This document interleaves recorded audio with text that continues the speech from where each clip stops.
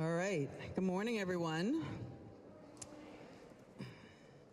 I'd like to dedicate today's event to two of Massachusetts' own children that were killed by the childhood vaccines, Elias Tembenis and Cecilia Cotton-Setti. This is for you. You are not forgotten. So thank you all for being here today at the Faces of Vaccine Injury, Massachusetts. Vaccine injury is very real. It's not rare, as we're so often told, and it takes many forms.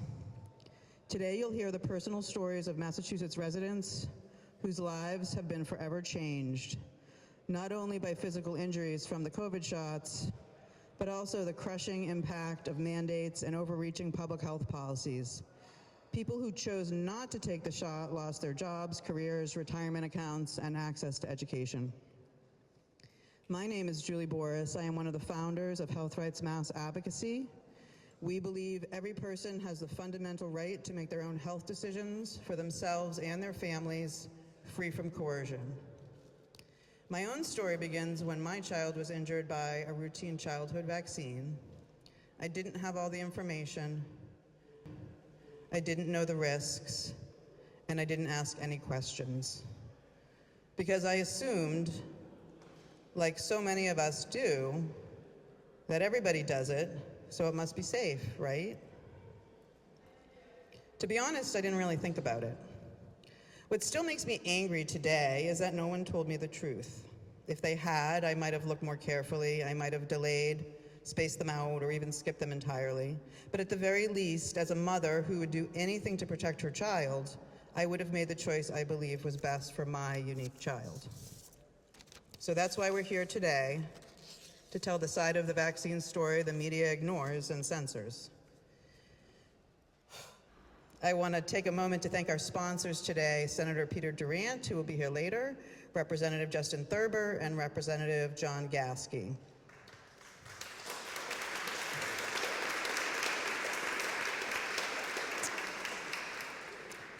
I want to thank them for standing with us to protect health freedom. And I also want to thank our hosts, Health Rights Mass Advocacy and Children's Health Defense New England, for helping to make this event possible. For the many speakers today, being here required extraordinary effort. Some are vaccine injured, struggling just to get through the day. Others had to take time off of work, travel long distances, and summon great courage to speak out, and we honor their strength. Our message is simple. Public health policies meant to help are in fact hurting people, and it's time to course correct. Our asks today are threefold: for the Massachusetts Department of Public Health to listen to these voices and immediately end COVID and flu shot requirements for healthcare workers and for students who must complete hospital clinicals in order to graduate. Vaccination must be voluntary, not a condition of keeping your job or earning your degree. Our second ask is for the Massachusetts Department of Public Health to withdraw its recent recommendation of COVID shots for babies aged 6 months to 23 months and pregnant women. The evidence you'll hear today makes it clear that it's time to change course before more people, more babies are harmed. And our third ask is for the legislature to pass laws that will place checks on the governor's public health emergency powers. These powers are far too broad and were severely abused during COVID. There's two bills, Bill S539 and H 2011, an act relative to bodily autonomy and family integrity, sponsored by Senator Patrick O'Connor and Rep. Justin Thurber, who you'll hear from in a moment. These bills protect the fundamental right of the people of Massachusetts to make their own health decisions for themselves and their families, free from coercion, even during a public health emergency. And an Act S539 H 2431, an act prohibiting the requirement of a COVID-19 vaccine, an mRNA vaccine, or any other gene-altering procedure. This bill ensures that the Massachusetts residents have a genuine choice to accept or reject the COVID-19 vaccine, mRNA vaccines, or other potential gene-altering procedures without coercion. Because here's the truth. What we are seeing with our own eyes does not match the official data or the narrative being pushed by so-called experts. And I would like to close with one of my favorite sayings. The truth is like a lion. You don't have to defend it. Let it loose, it will defend itself. Today, we are letting the truth loose. And with that, I would like to introduce our first speaker, State Representative Justin Thurber.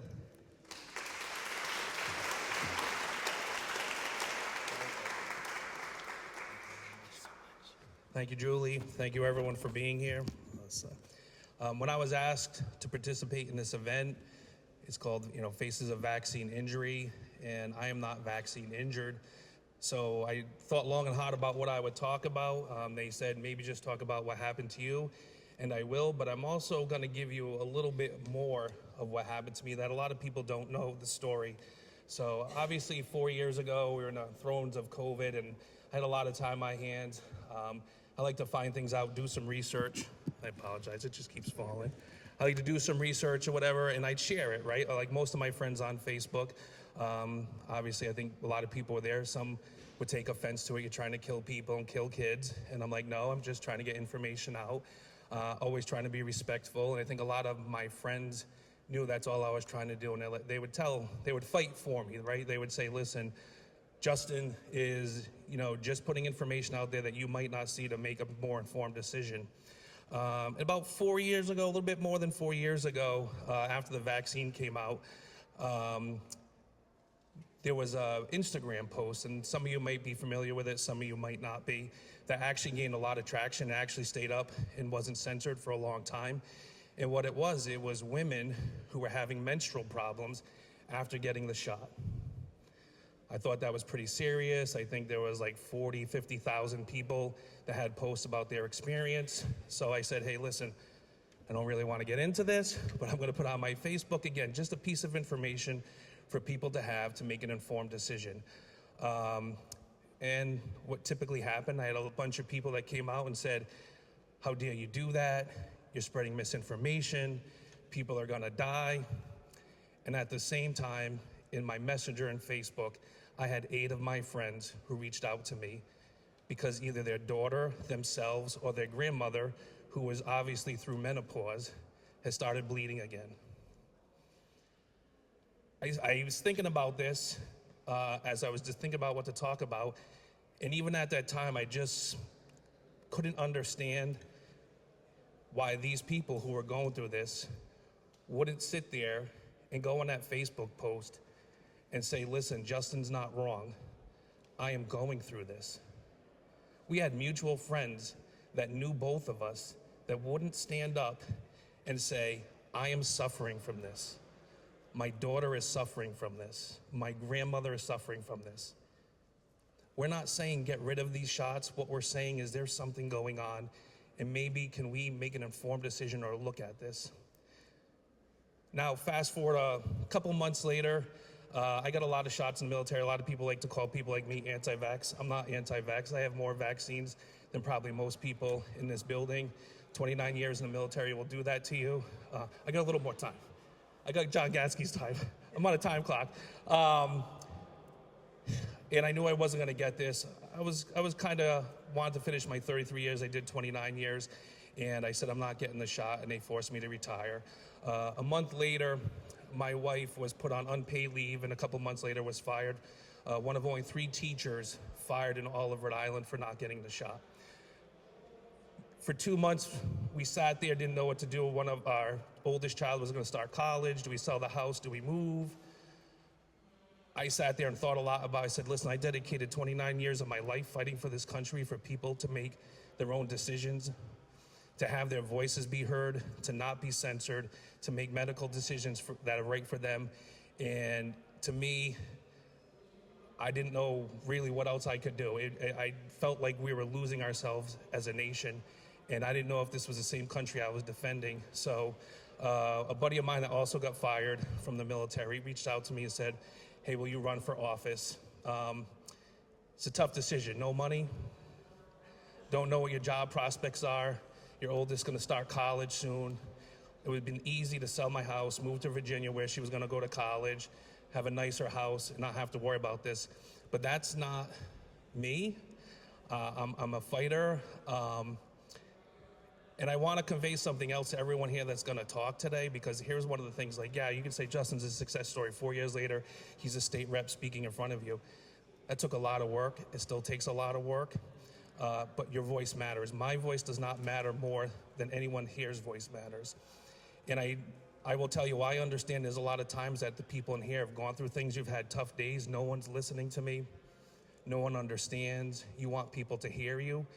So thank you for coming here to let people hear you, because what I hope happens is I hope more people start realizing that there's other people out there that are suffering just like you. Just like my friends who couldn't speak up, and I wish they did, I hope that you speak up so we can have the important discussion that should have happened before. So thank you everyone for being here. Thank you for doing this, and I appreciate your time.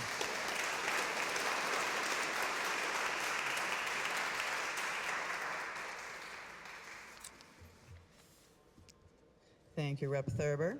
Unfortunately, Representative Gasky could not be here today. And I also want to mention, we had about 4 more people coming to share their stories of vaccine injury.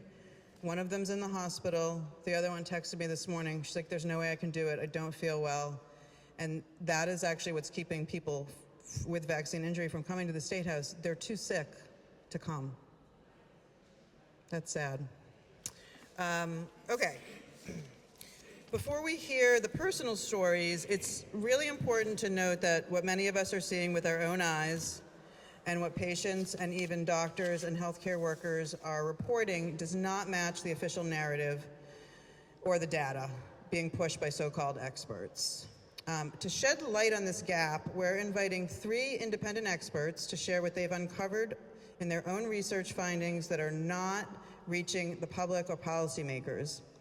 And we're going to hear from 3 speakers, and since we did lose a few of our vaccine injury stories, we're going to add a 5-minute Q&A for the experts. For anyone that wants to ask questions, if it wants to come from the lawmakers or the press or anyone in the room, you can ask. We're going to give 5 minutes for Q&A. So our first speaker is John Beaudoin Sr.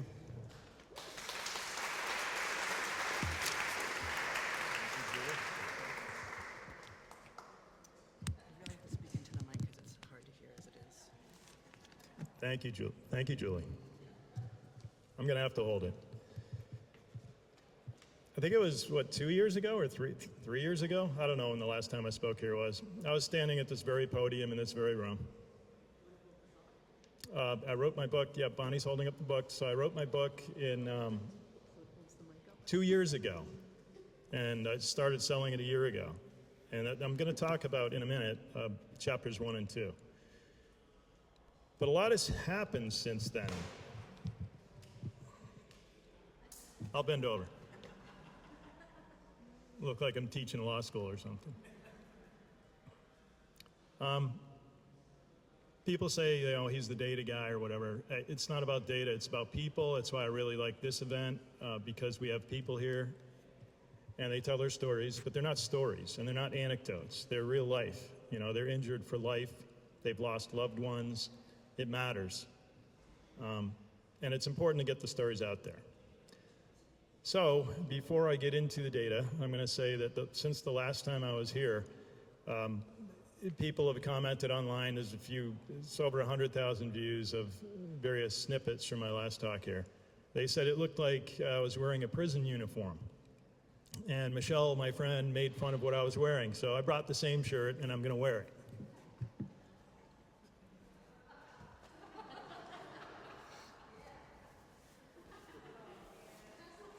All right, I love my rugby shirts.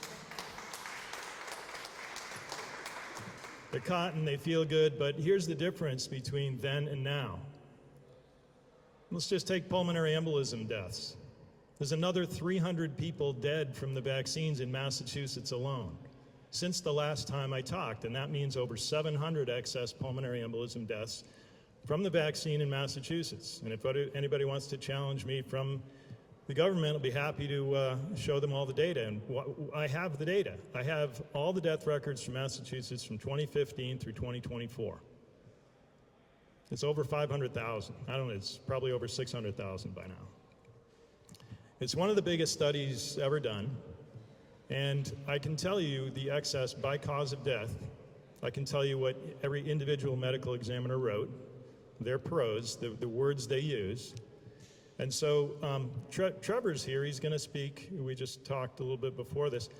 His wife died from a pulmonary embolism 6 weeks after the Moderna vaccine. But that's one of an extra 300 since the last time I wore this shirt and spoke here. Like, I feel like I'm a prisoner in my own head knowing all this stuff, and yet how do I get it out to the people? How do you get the people to know when the press generally doesn't cover anything like this? Why? Well, maybe because $47 billion in venture capital financing in pharmas in Massachusetts, 600 pharmaceutical ecosystem companies, 50 companies over $100 million a year in revenue in Massachusetts in pharma, 10 companies over $1 billion a year, Moderna's headquarters, Pfizer's divisional headquarters for mRNA is in here, Jake Auchincloss, my congressman, his father was Fauci's number 2. He Auchincloss for a number of years. His mother is Lori Glimcher. She's president and CEO of Dana-Farber Cancer Institutes. Also sits on the board of GlaxoSmithKline, and before that, Bristol-Myers Squibb. In 2021, who was the CDC director? Rochelle Walensky. She was on the board of Mass General Brigham right before having that job. Who instituted the vaccine mandates? Her, and they went over to CMS and got CMS, that's Centers for Medicare and Medicaid Services, and they got them to lean on all the hospitals. We're going to withhold your money unless you mandate vaccines. And how much does Mass General Brigham take in? $4.1 billion a year from Medicare. That doesn't even count the $2 billion or $1.2 billion from Medicaid, $2.5 billion research and academic. What's that, BARDA, Biological Advanced Research and Development? But I said I was going to talk about people. I'm going to use the remaining time to do that.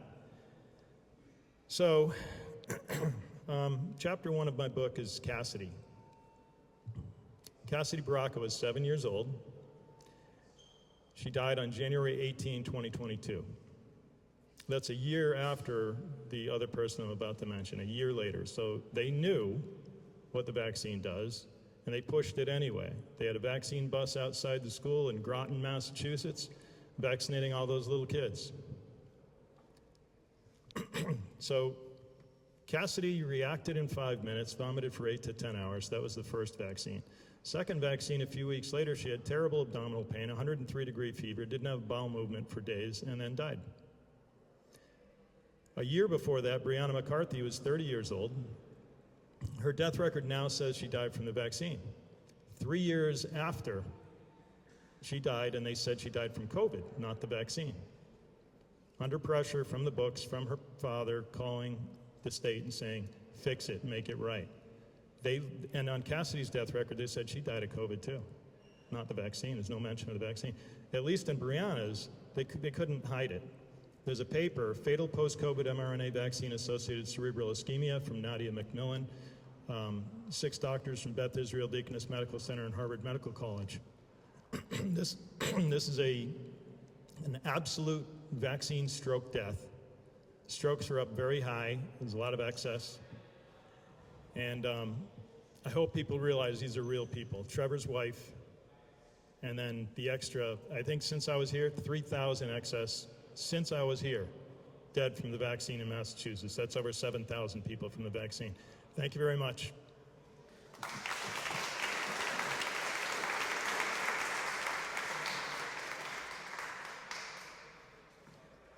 I'm afraid to move this because we can go back up. Next up, we have Kevin McKernan. Thank you, John.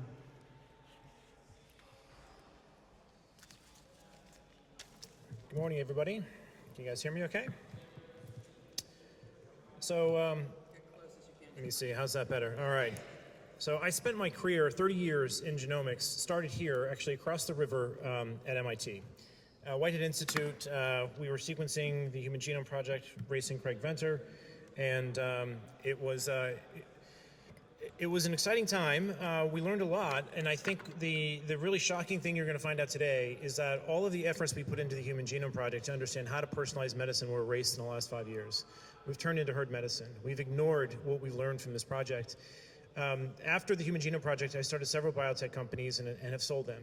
I didn't need to work for the last 13 years. I decided to get into sequencing medicinal organisms because I wanted to put them public to try to change the landscape of medicine.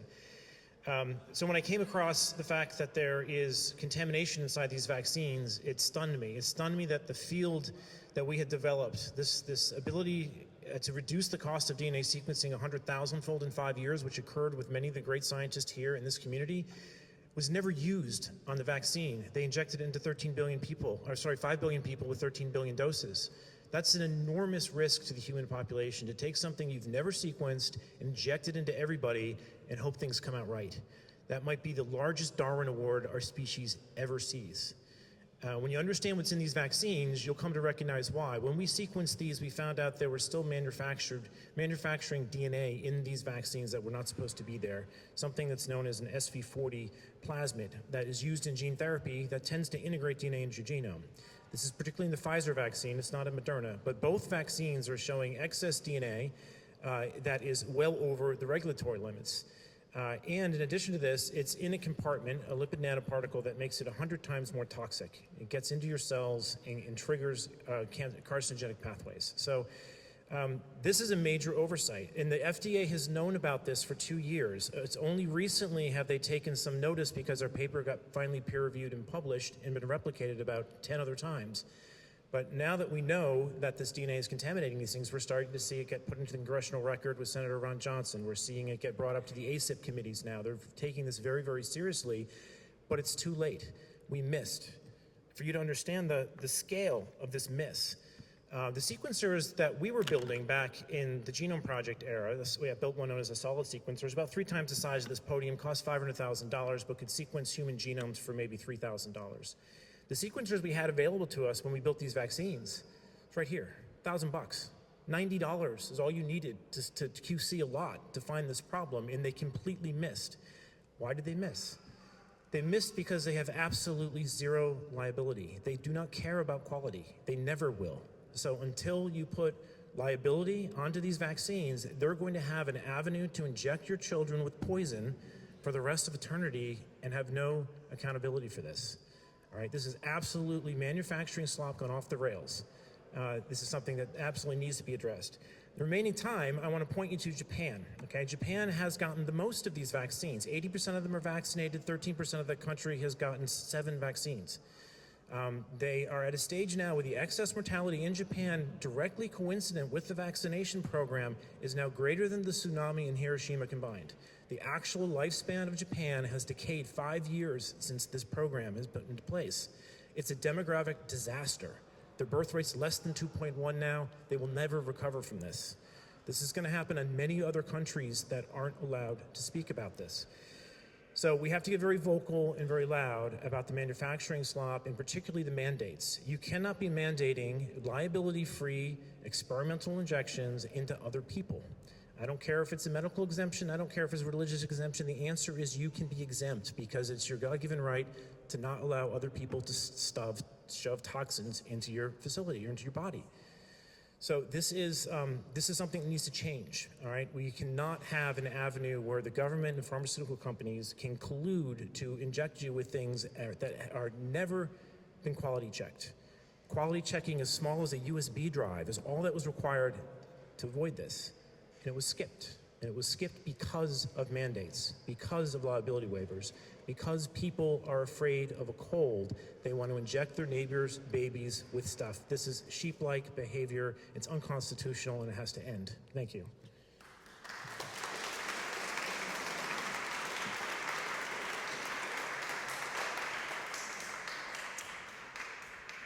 Okay, next up we have Jessica Rose, and then we'll have a 5-minute Q&A for our 3 experts, and then we will get right to the stories. I will. Can everybody hear me? Yes? My name is Dr. Jessica Rose. I appreciate everybody being here, including the press, especially the press. I have 5 postdoctoral degrees in applied mathematics, immunology, computational biology, biochemistry, and molecular biology. So I know a little bit about this, the science of the COVID shots. And then in the last 4 years, I've been digging into the vaccine adverse event reporting system data set from the US. If you avert your eyes to this chart here, you'll see some of the graphs that I've published in various and sundry publications. They're all peer-reviewed. Before I get into what this data shows, though, I'd like to say for the record that I don't think there's any point in arguing over exemptions. I think everybody should always and forever have the right to choose. If the vaccines are safe and effective, there's no reason to mandate them ever or to talk about exemptions. So I think I would like everybody to take note of the image on the far left on the bottom. This is a representation of all the adverse event reports to VAERS from the inception of VAERS, which was about 30 years ago, from 1990. And the low bars, I call this the bungalow skyscraper plot. The low bars represent all the adverse event reports for all vaccines combined that were reported to VAERS since the beginning of VAERS, 1990 to 2020. And the average number of reports is about 39,000. And again, I repeat, that's for all vaccines combined. There's been a very steady and proportional increase in reports that is in complete proportion to the number of products that has increased over the years. So everything was, the status quo was nothing to argue about up until 2020. Then in 2021, something happened, and the purple graph is only represents the COVID shots. This isn't all the shots, and this is only domestic data. This is only the US data. There's a huge anomaly going on here, and I'm not making any claims. I never do. All I ever do is represent or show the data in its raw form.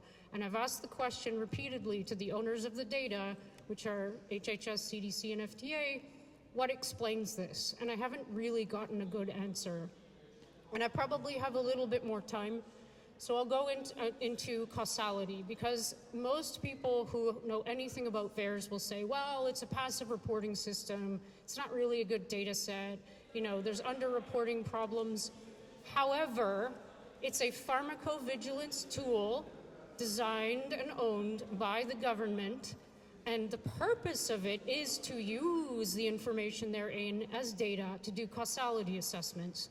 There are 10 criteria you need to satisfy called the Bradford Hill criterion, and if you satisfy 6 out of 10, you probably have, they call it a very likely causative effect. It's always worked in the past. It was used to recall the rotavirus vaccine in 1999 due to a very small intussusception signal. So I've done these causality assessments myself. I do all this voluntarily because I see that there's a problem, and I'm a data analyst as well, so it's fun for me. The findings aren't fun, though.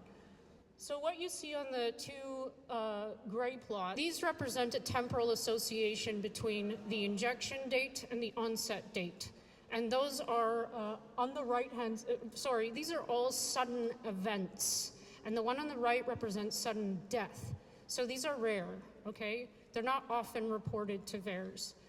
There's a huge cluster of these, first of all, and I don't think you can see it, but it says that 74.5% of all the reports of sudden death in VAERS in the COVID shot context happened within 7 days. That indicates a temporal relationship. Now, it's only one of the Bradford Hill criteria, but there are 9 others that you can satisfy equally well. And I'll just use the remaining minute of my time to refer you to the bottom plot. This is recently published, peer-reviewed. It took 3 years after I got my first version censored. This is an overlay of the myocarditis. Everybody knows what that is, inflammation of the heart. Reports extracted from VAERS. It's raw data. There's no interpretation. Superimposed on Our World in Health data, which is not my data. It's also, I think, I'm not sure who owns it, but it's a very well-recognized database. And what you see in blue, I'm not sure you can see it, the superimposed data are the fully vaccinated cases that were reported to Our World in data. They superimpose perfectly Like you can see, they line up at the peaks and the valleys line up. This is the most important point when you're looking at this. With the myocarditis reports in VAERS, the myocarditis reports are a little bit offset. It's about a 2-week offset post the injection data point. So I'll just end with this. There's a lot of explaining that needs to be done. There are a lot of adverse event reports. There are over 1.6 million reports associated with the COVID shots in the VAERS database alone. And there are pharmacovigilance databases all over the world that are exactly saying the same story. So thank you very much. I appreciate the time, and I hope that everybody learned something today from what I said.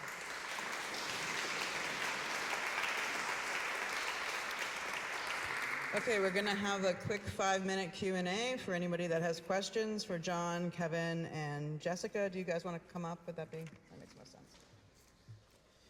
I have to put my bag down. Yeah, do you want me to take it? No, it's with me. There it is. Can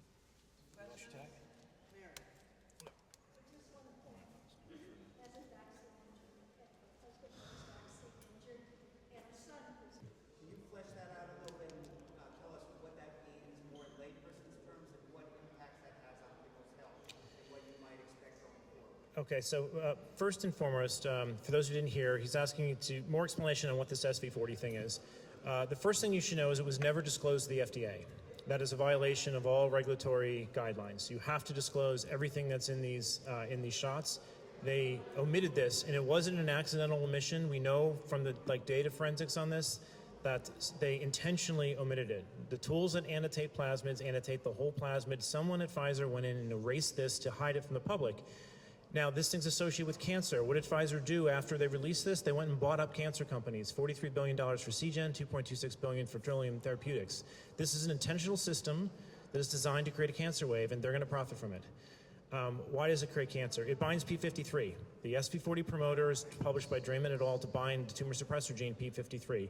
It's also published by Sinigel et al. To be a somatic hypermutability element, which triggers the ApoBec pathway in cell lines. It's also used in gene therapy vectors to integrate. So there's a host of issues with this DNA. The FDA will tell you it's not functional after they get caught not knowing about it, but it is very, very functional. We use this in all types of plasmids, and it makes it so that that DNA can replicate inside humans. It's a mammalian replication, origin of replication. It should never be in a mammalian vaccine. So bottom line is just you would expect an increase in cancer above what you might see at baseline. There already is evidence of maybe a 5 to 7% increase in cancer, excess cancer in Japan.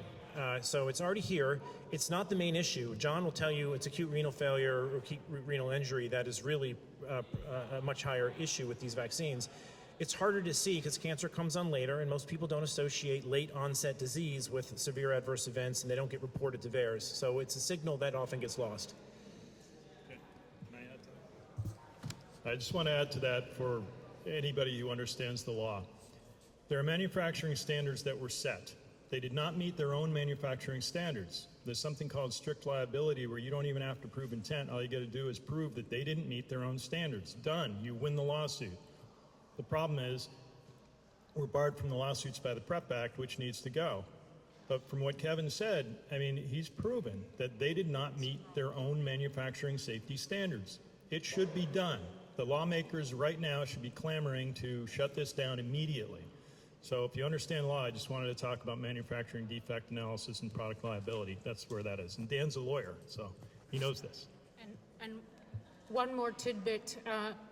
Me and Kevin and David Speaker in Canada published a paper very recently on this subject matter. So if you want to read more about it, it's very readable. Perhaps not for laymen, but it's readable. Just type in Speaker, S-P-E-I-C-H-E-R, McKernan and Rhodes, and DNA, and you'll find it online. Please read the paper and download it and give it to others to read. It's just good science. Could you repeat that, please? The name of that paper? Speaker et al. So S-P-E-I-C-H-E-R. It's in the Journal of Autoimmunity, and it's the #1 downloaded paper now from that journal. So it hopefully will be right up on top. DNA plasmids, you hear people say that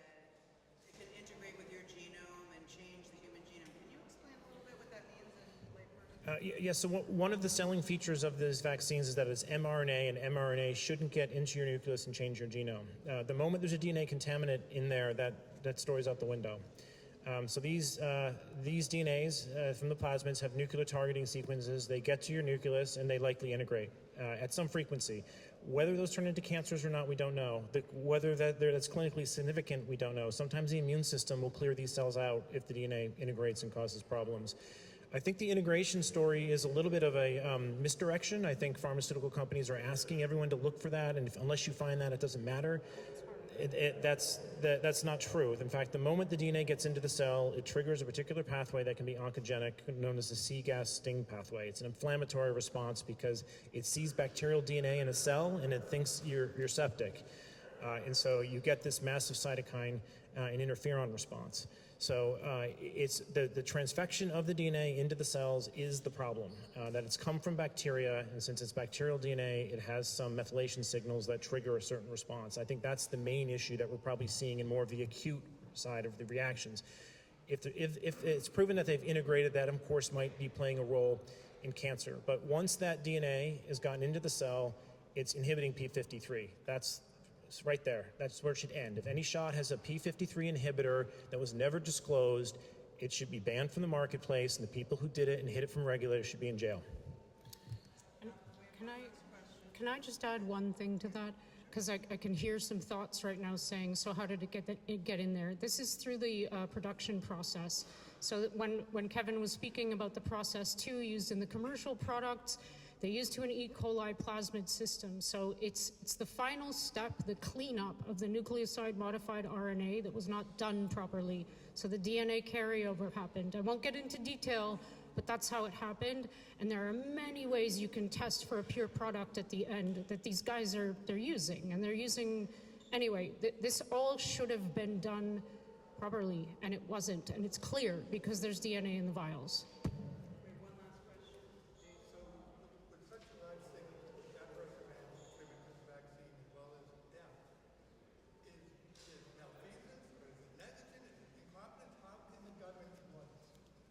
They revert to the fact that, in particular, VAERS is a passive reporting system, and they say that it can't, everyone reverts to the disclaimer, it can't be used to prove causation, but that's BS, because they actually do use it to prove causation with this secondary set of methodology that I mentioned, the Bradford Hill. So it's an excellent question, and it's the one I've been asking for ages, and I just want to reinforce the fact that this is just one data set. All the data sets all over the world, not just health databases, are showing exactly the same signals. You can look at, well, anyway, I won't go on. We don't have time. I want to give one more side of this, which is the monetary side of this. The NIH has $1.2 billion in royalties coming in for these vaccines. They are not going to speak against them. The FDA gets half of the revenue from the PDUFA Act. They're not going to, the PDUFA Act means pharmaceutical companies are funding half of the FDA budget. The CDC has a CDC Foundation, which allows the Gates Foundation and other people to fund the CDC. None of these agents are independent. These agencies are effectively pharmaceutical marketing firms disguised as government regulatory bodies. That's the problem.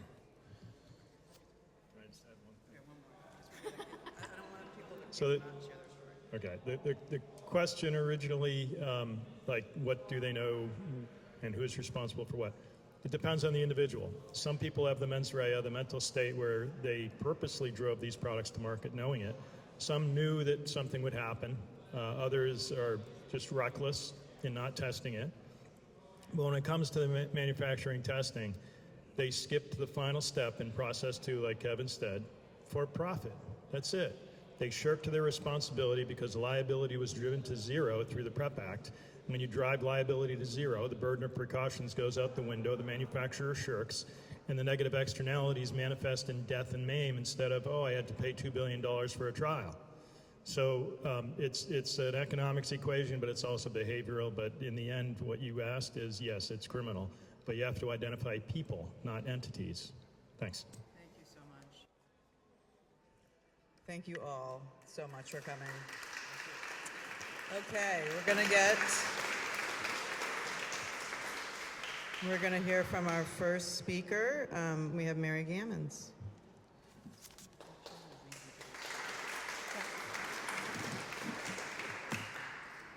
My name is Meredith Gammons. I go by Mary, like in Christmas. Okay. I am a retired RN with a background in public health, OB, and pediatrics. I was also a very active, healthy senior until March 30th, 2021. I still have no scripts. I, at that time, took my second Moderna COVID shot. Within 12 hours, I awoke from my sleep. My body was on fire, tingling, burning, severe pain that started in my feet and spread throughout my body to my scalp and down to my fingertips and down my spine. It was like an alien experience. I was like, what the heck is going on? I screamed at my husband, go get a kitchen knife and slice open my legs. They're going to explode. I was bedridden for 5 days, unable to walk. It is now 1,637 days later, and I continue to fight all my neurological system issues. I also have many high out-of-pocket costs because none of it is covered, because there is no code for anybody to bill for a COVID vaccine injury.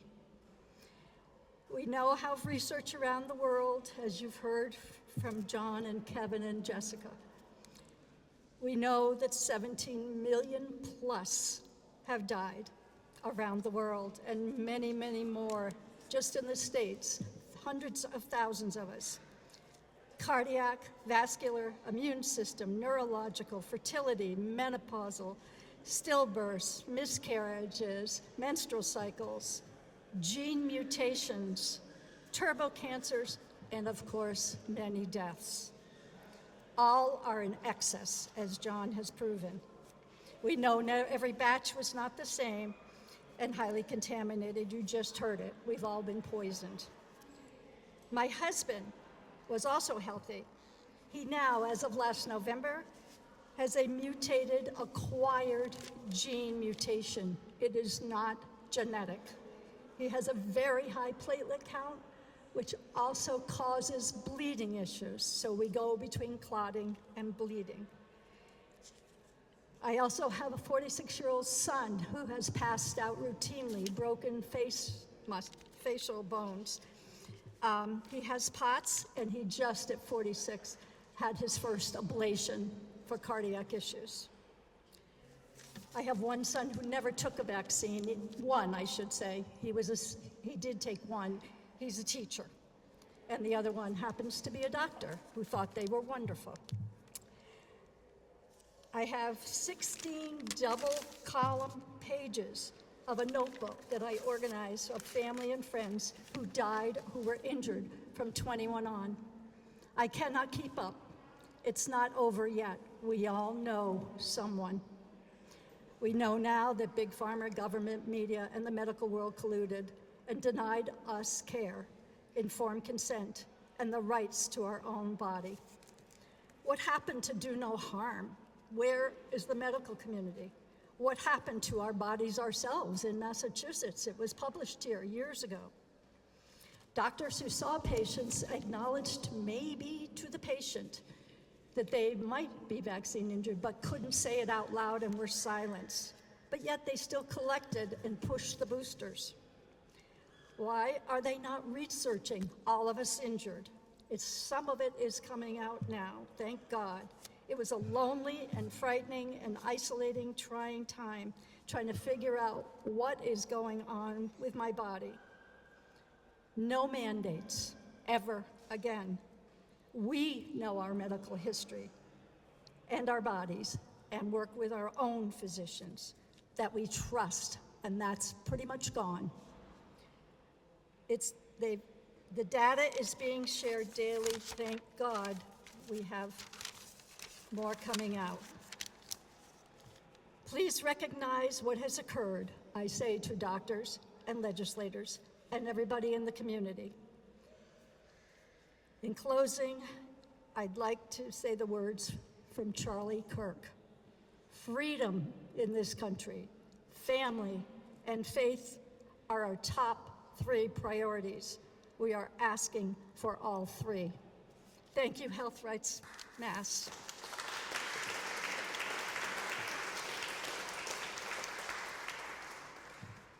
Thank you, Mary. I should also add that Health Rights Mass has a vaccine injury support group that Mary is in. And so if anyone is vaccine injured and they need some help, they can go to the Health Rights Mass website and sign up and get connected with some other people, and maybe we can find some answers. Next up, we have Trevor Dillman.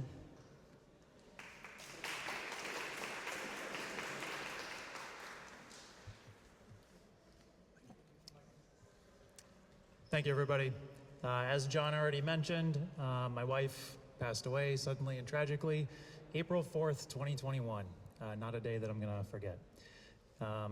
It was sudden. It was about 6 weeks after she took the COVID vaccine, and we never really got any answers about it.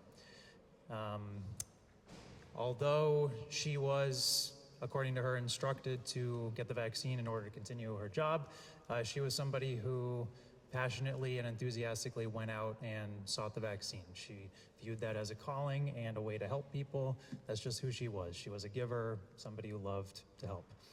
And she unfortunately gave her life to do that. It was a devastating day. It was in the middle of the night. We really had no warning before it happened. I was awoken in the middle of the night. Discovered her outside her bedroom, heard a noise, which I thought at the time she was choking. But what it turned out to be later, which although I had heard the noise before, was the death rattle. Didn't occur to me that would be happening. Called 911, ambulance was on the way, worked to keep her awake. She died shortly after in the hospital. Her heart stopped, pulmonary embolism. The moment that the doctor walked in and told me that at this point she hadn't been conscious long enough, or she had been not conscious long enough that even if they were to revive her, there probably wouldn't be much left. Hard to describe what that feels like, especially having, again, really no warning and it being very sudden. I didn't know it at the time, but the moment that she did pass, I was holding her hand, so I had that, and I did see the light leave her eyes. It was a brutal day, and threw my life into chaos. I've since then been working to give in her stead, and I want to say that I commend everybody who has the courage to come out today and share their stories and do what you're doing. I'd love to get some answers, so let's get those. Thank you.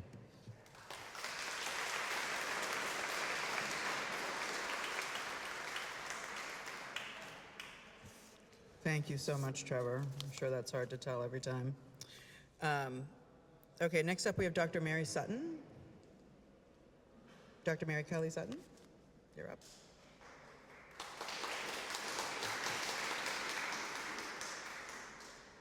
I'm Dr. Mary Kelly Sutton. And 10 years ago, I was working in California. I've practiced family medicine for about 50 years. And 10 years ago in California, the only thing that would stop a child entering school from having to take all vaccines was having a doctor's written medical exemption. I want to tell you one of the stories that I heard. A mother told me that her older son, at age 12, received a Tdap routinely, developed kidney disease, and died. It was autoimmune lupus nephritis. Now she was being required to vaccinate a younger child, and she asked me to give that child exemption from vaccines. I knew that the ACIP recommendations did not say anything about exempting in general, but also did not find a contraindication to vaccinating was that a sibling or a close family member had died from a vaccine. I also knew that vaccines were not studied to understand why adverse reactions happened. So I couldn't, in good conscience, say, we can understand why this happened to your older son and we can test the younger son. and see if he too is vulnerable. I couldn't let her face this threat of second loss, and I gave the vaccine exemption. I've heard numerous stories like that, and I've written numerous exemptions. I lost my medical license when California investigated me, even though I was writing exemptions in precise conformity with the letter of the law. So I have no career. I spent my retirement on attorney's fees. And when I came to Massachusetts to be grandma, the legal principle of reciprocal discipline also resulted in my Massachusetts medical license being lost. So I want to let you know that this is what happens to doctors, and so the medical exemption is not a strong option. But no matter what I've lost, it's nothing compared to what parents have lost, because they look at the human potential of the child that they have cared for and see that it's totally taken away. And this loss needs to be stemmed. Thank you.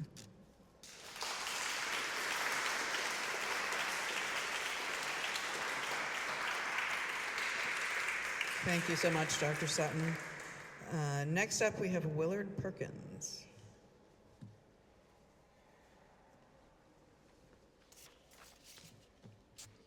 Thank you. At my age, it's an adventure to come in here, but I will say it's really worth it seeing all these stories, and certainly the least I could do to share my story. A little different. Mine is about a job loss. So my name's Will Perkins. I'm a professional engineer and real estate developer. In 2017, I was hired by the Baker administration to take over a struggling state agency. As an engineer, I'm dying to fix this, but she'll put the flag up if I do that. But so the designer selection board selects designers to kind of keep politics out of so the agencies don't pick their own designers. So I ran that. It was a 12-member board, and I laughed at first because I'm pretty outside of the government. I'm more free enterprise. But then I realized it was a way to return public service, customer service, as you probably all can get when you get a letter from the government. You groan because it's not good news. And so I was committed to making the whole process a lot easier. So during my time there, I passed legislation. The thresholds for triggering designer selection for the municipalities, the whole state, hadn't been updated in 20 years, so we upped that. I recruited a totally nonpartisan professional board of engineers and architects, very pleased with that. And most importantly, I created a new online system so that instead of all these architects and engineering firms putting hundreds of pages of paper applications for every single one, everything's done online. So it was a tremendous success. In fact, several other state agencies like Display Diversity Office, Executive Office for Housing Livable Communities, among others, used this system, and it's been life-changing for them. Several other states contacted us about it, so my time there was I think, well served. But I was fired for not taking the COVID vaccine abruptly. They pretty much left me alone. I'm not a political appointee, and they just left me alone, but then out of the blue. What followed is, I can't even tell you how nasty they were to me. It was like 1 minute I'm going to these meetings and they just, again, kind of left me alone. I've got all kinds of good responses from the architectural engineering community, from DCAM. And then all of a sudden I was public enemy number one. I couldn't file for unemployment. And I've been self-employed my whole life, so the idea of actually getting some money from the government was kind of a trip. So I fought for that. I won. They appealed. I still won. So that was just the beginning. I had to get permission from MCAD, I had to wait 90 days through that whole process. Then I had to get permission. I didn't know you had to do this, but if you sue a government agency, you've got to get permission to sue them.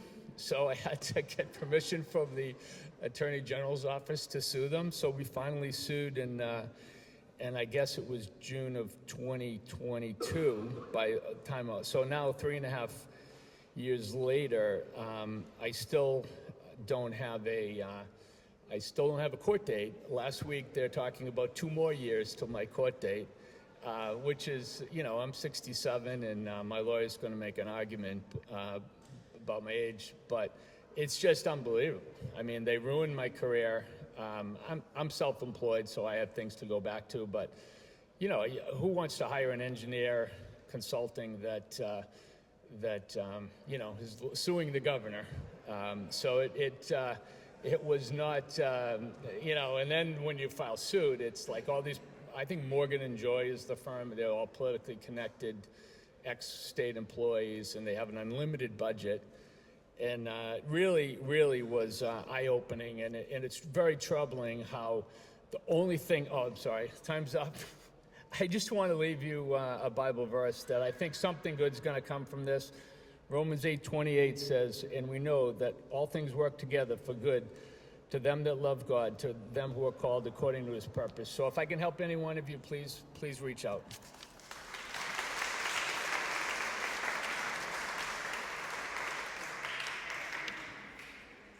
Thank you so much, Willard. Our next speaker is Carol Mitchell. Thank you for coming. I know it was a challenge for you to get here today.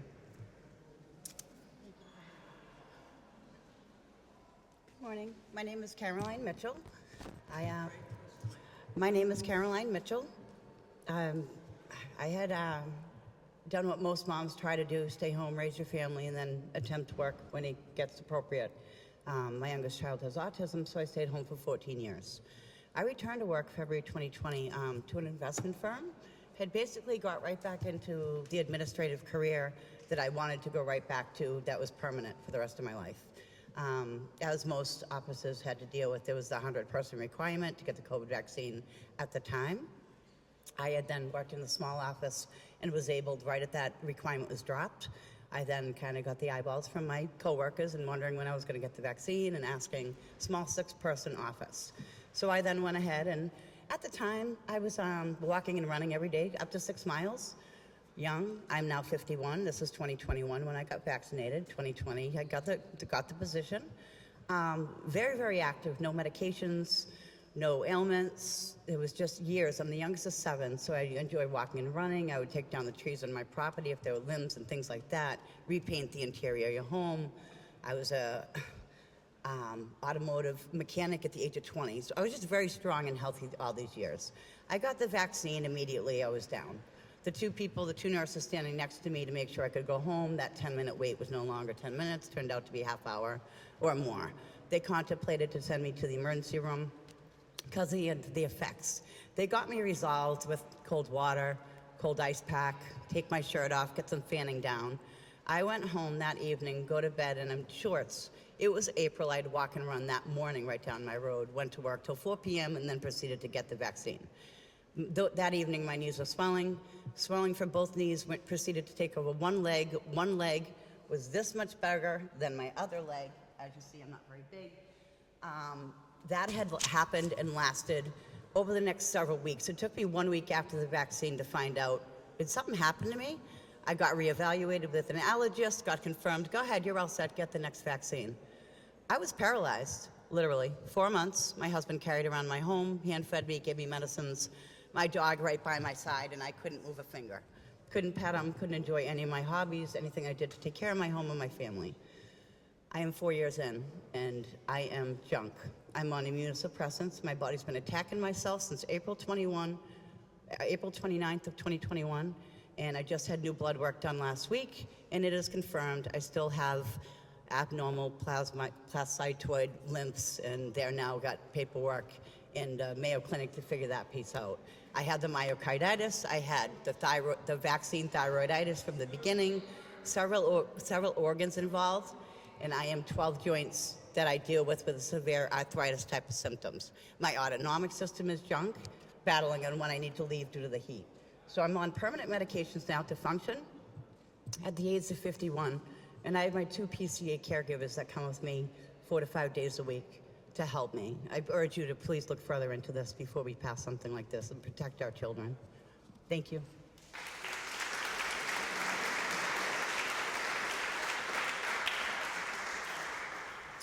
Thank you so much.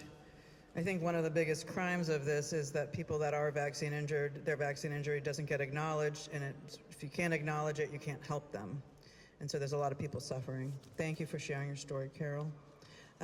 Next up, we have Natalya Vargas Sanchez.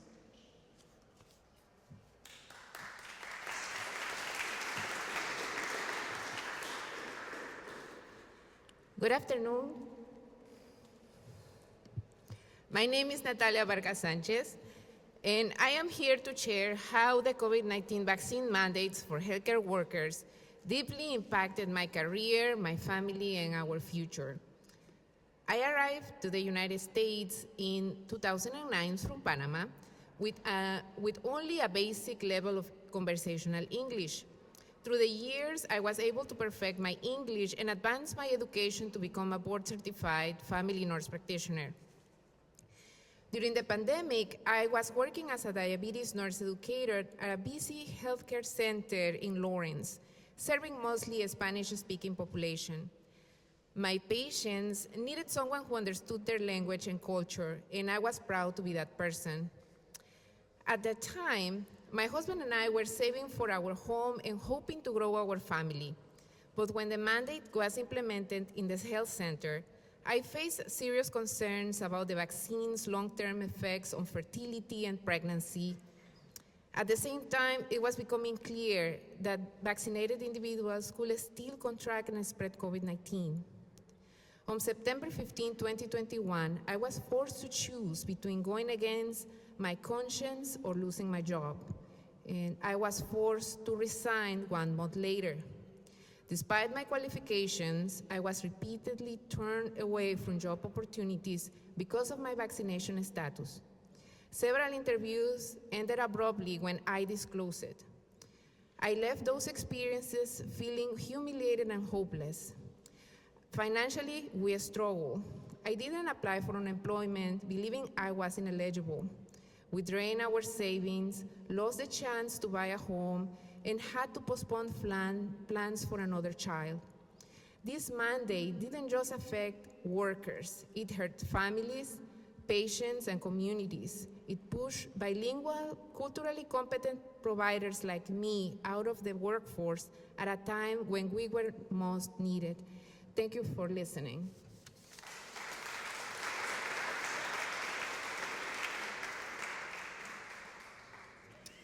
Thank you, Natalya.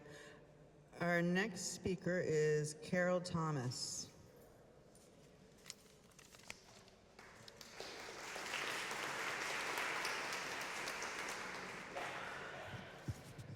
Good afternoon. My name is Carol Thomas, and I worked for the Department of Correction for 9 years, 8 months, and 26 days. I was the Director of Staff Development and Training. I was also the Director of Diversity in the Office of Diversity and Equal Opportunity, and I was the ADA Coordinator. In 2021, the Executive Office of Public Safety and Security had a meeting with the ADA coordinators to tell us how to handle requests for exemption for medical and religious reasons for the vaccine. We were told that Charlie Baker's goal was to get shots in the arms by any means necessary. We were also told that he wanted to become #1 in the country with the most vaccinated people. During that meeting, we were given a script, and we were told that the Pope was okay with using the stem cells from aborted fetuses in the process. Therefore, any religious exemptions would be null and void. We asked the question, well, what if someone didn't agree with the Pope? And the response was, just dig deeper. After the meeting, some of us were uncomfortable with that response, so we contacted the general counsel of another agency, and we relayed the information and asked for advice. He told us that the Americans with Disability Acts did not change because of COVID, so we were to still use the reasonable accommodation policy for religious and medical reasons. I forwarded that information on to the legal department of the Department of Correction, as well as to my boss. At that time, I had approximately 500 requests for exemptions, and I had approved 30. On October 6, 2021, I was fired. The Department of Correction said it was not their decision, but it came from the office of Governor Baker. After that time, some of the employees contacted me and said although they had received the exemption, after I got fired, it was reversed and then they were fired. Other employees who volunteered to get vaccinated were told they had to sign a letter stating that as a condition of their employment, they would continue getting vaccinated. I was fired because I chose not to violate the civil rights of the employees at the Department of Correction. Therefore, Charlie Baker could not get his gold star. Thank you.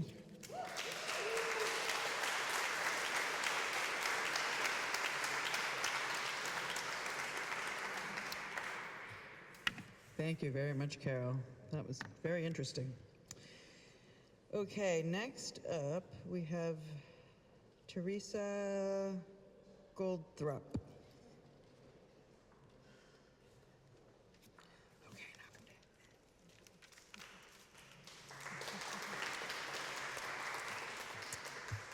First off, I would like to say, Carol, I was fired from the Department of Correction too, and you were my hero because I remember hearing all about you.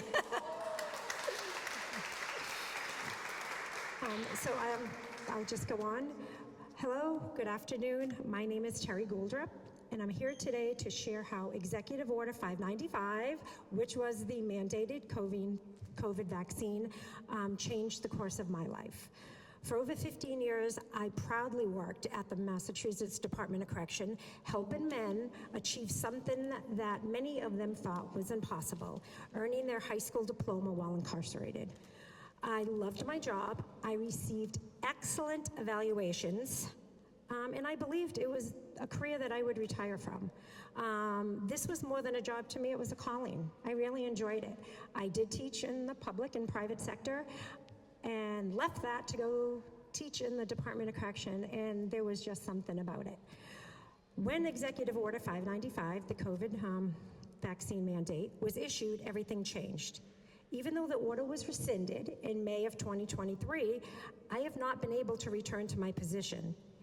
Each time I apply, I'm told, after careful consideration, you have not been selected for my job that I got exceeds in. Because when I reached out directly to get clarification, I was told I left on bad terms because I refused the COVID vaccine. I don't believe standing by my health and my good conscience should be considered leaving on bad terms. I declined the COVID vaccine for personal reasons. My father-in-law passed away after receiving it. One of my best friend's husband received it, and 3 days later, at 55 years old, had a stroke. I could go on and on. But I also refused it for my own medical history. My doctor's concerns. I have AFib. I have a history of blood clots. She was willing to write me a medical exemption. 2 days later, she called me and said, I'm so sorry, I can't write you that exemption. Stewart Medical told me that I would be fired if I write you a medical exemption. My religious beliefs, that was another reason. I did try for the religious exemption. I went all the way to the Office of Employee Relations in Massachusetts. Yet my requests for exemptions were denied. I pursued every level of grievance available.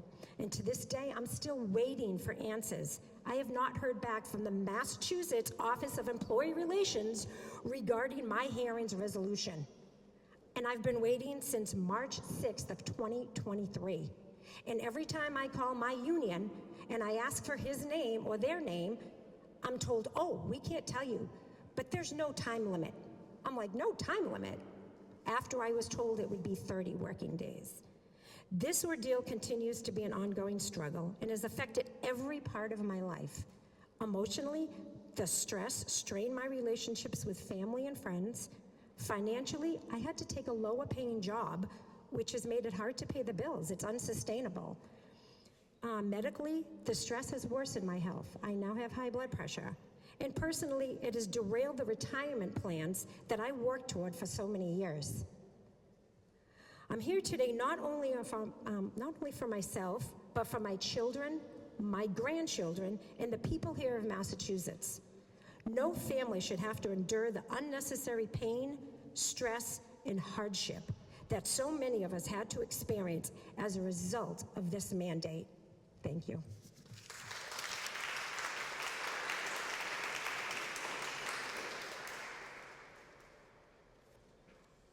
And our next speaker is Kenzie Rhodes. Thank you so much, Theresa.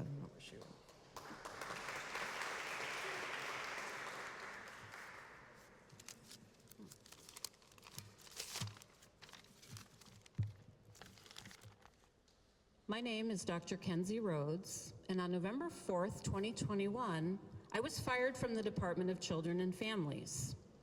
I came to state service at entry level in 2007, taking a 33% pay cut from my private management sector job.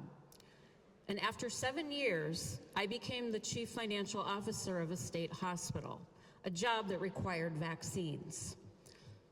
At that time, I didn't think anything of it. Safe and effective. So I took 6 shots all at once, and I promptly lost my short-term memory, and I developed severe brain fog. In the new job, no one knew me, and so they didn't know that I had always had a photographic memory. They thought it was a cute quirk. I would hide in my office and stare at the wall while the fog swirled through in total confusion. But my family knew that there was something very wrong, and they intervened. And I began working with naturopathic treatments to heal. I never regained my photographic memory, but with great expense and a great deal of hard work, I did heal. But I would never again trust doctors, and under no circumstances would I ever take another injection. I was promoted to regional manager with the Department of Children and Families, and then COVID hit. In June of 2021, I was horrified to learn that DCF had classified the experimental COVID shots as routine medical for children. That summer, the governor mandated the shots and required self-registration in an electronic database for all employees. At management meetings, our commissioner, Linda Spears, announced that all union CEOs had been told that there would be no bargaining, and that managers of our agency and managers across the board in the state agencies affected were warned. And so we were told that of the 4,000 employees of DCF, about 700 had filed for exemptions, and that none of them would be approved.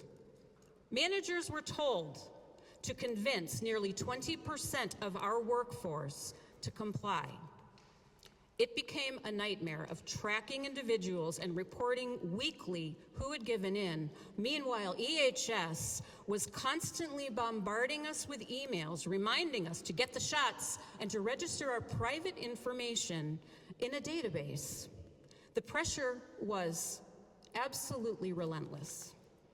I filed for a religious exemption, and it was denied. And when I told the EHS director that they were violating Title VII of the Civil Rights Act, she told me it didn't apply to them. In the weeks before I was fired, I and a group of about 20 fellow suspended state employees reached out and contacted our state representatives and senators begging for help. We were all told that there was nothing they could do. I was fired, and I lost almost everything: my career, a $90,000 a year salary, my reputation, my friends, my home, and I ended up living in an old camper. I survived on a small pension that I had just become eligible for, but you don't really accumulate much after only 14 years of state service. But it was enough while I began rebuilding my shattered identity. But I kept asking, how did Massachusetts get away with mandating medical tyranny? And why Were they so sure that the law didn't apply to them? And so I began some deep research.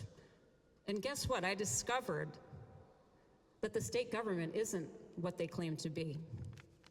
And so I got out of the system and I declared my status on land as an American state national, and I have been on that path ever since, and I would never go back. And so now I'm here telling my story because these wonderful and honorable people asked me to, but unfortunately I don't really believe that the general court is willing or able to do the right thing by the people. And so I'm inviting them to prove me wrong. Thank you.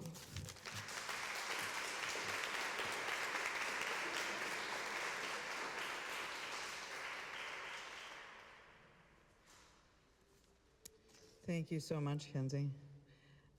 Our next speaker is Mike Gallagher. I'm going to need to put that.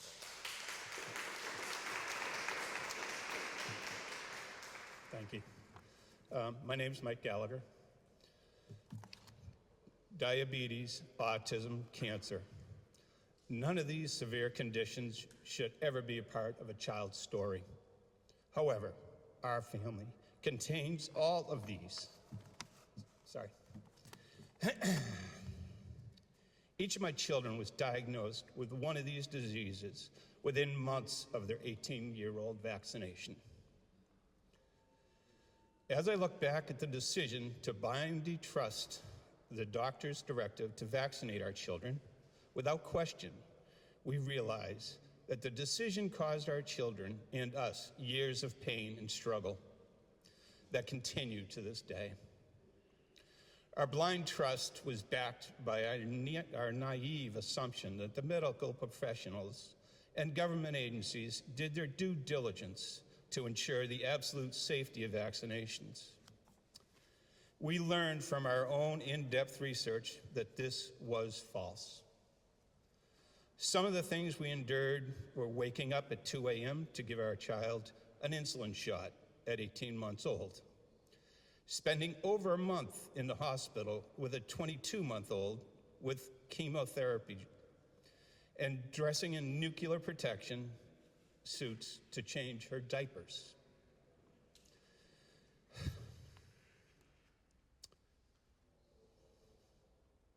These experiences made me question medical decisions required of parents, especially when they insist. Apologies, I got lost. These experiences made me question medical decisions required of parents, especially when my instincts suggested the possible link between these sudden illnesses and the vaccines my children received. Our concerns were dismissed by doctors who denied any connection and refused to accept any financial responsibility for the potential adverse reactions. The uncertainty lingered, fueling my resolve to protect my children and do my own research. It wasn't until years later, in the context of the COVID pandemic, that my quest for understanding intensified. I turned to resources like the VAERS information, the site searching for patterns, stories, or anything that might be shed a light on the questions that haunted us. What we found was both reassuring and alarming. I was not alone. I learned the vaccine injuries were very real and purposely hidden. During the pandemic era, one of the first things I noticed was the absence of vaccine insert information at pharmacies and medical offices. No pharmacies could explain the lack of information within the package, yet they were still giving out shots freely. Doctors were not even engaged in the conversation. No readily accessible list of ingredients or possible side effects was anywhere. The absence alone raised questions. Why were there such a lack of transparency, with something so significant? Rather than illuminating issues to the public understanding, the current approach of the details, They restrict access to the knowledge. The strategy raised concerns about the lack of commitment to the people's right to be informed. In search of legal resources, I found the Nuremberg Code, which forbids forced medical vaccinations or treatments. They became a reference for me. I aimed not only to hold the medical community, but also local government responsible for and remind others of the right to refuse consent. The impact of our family struggles extended beyond the physical health. My wife lost her job at a school as a paraprofessional due to vaccine mandates, and our request for religious exemptions fell on deaf ears. They gave no explanation of why they were denying it. It was an arbitrary decision and caused emotional turmoil within our family. In seeking solidarity, we joined groups like Blessed by His Blood, the Vaccine Control Group, hoping for both community and protection against job loss. It took my wife over 3 months to heal enough from her town's rash decisions, an emotional toll to seek new employment. Her saving grace was finding a position in another school system that was not under draconian rule, a turn that helped restore sense and stability to our house. Through questioning and tension, I found good and as well as community support. Each other people searching for truth and shared hope for the voices who would eventually be heard and from those in power. Ultimately, I hope we emerge from this time not only as a better prepared, but also more determined to question and demand accountability from those in power. May our governments learn to truly listen, and may the citizens never relinquish the right to make informed decisions about their own bodies. Let me be vigilant, and let's all be vigilant, compassionate, and above all, afraid to ask questions that matter.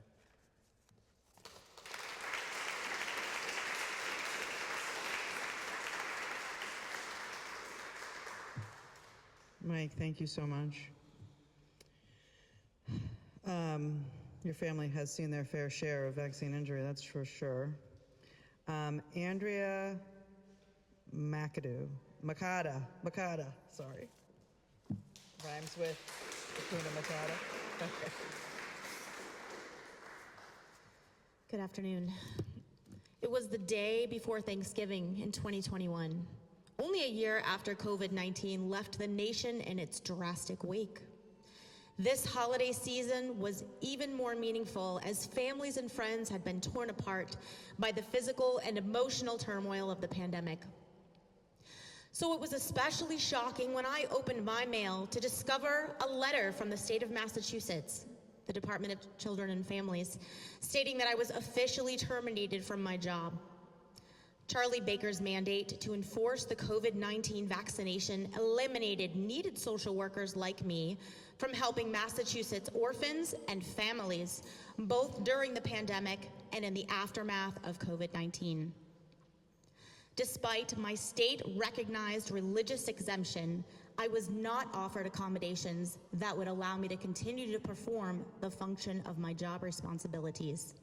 I was simply terminated.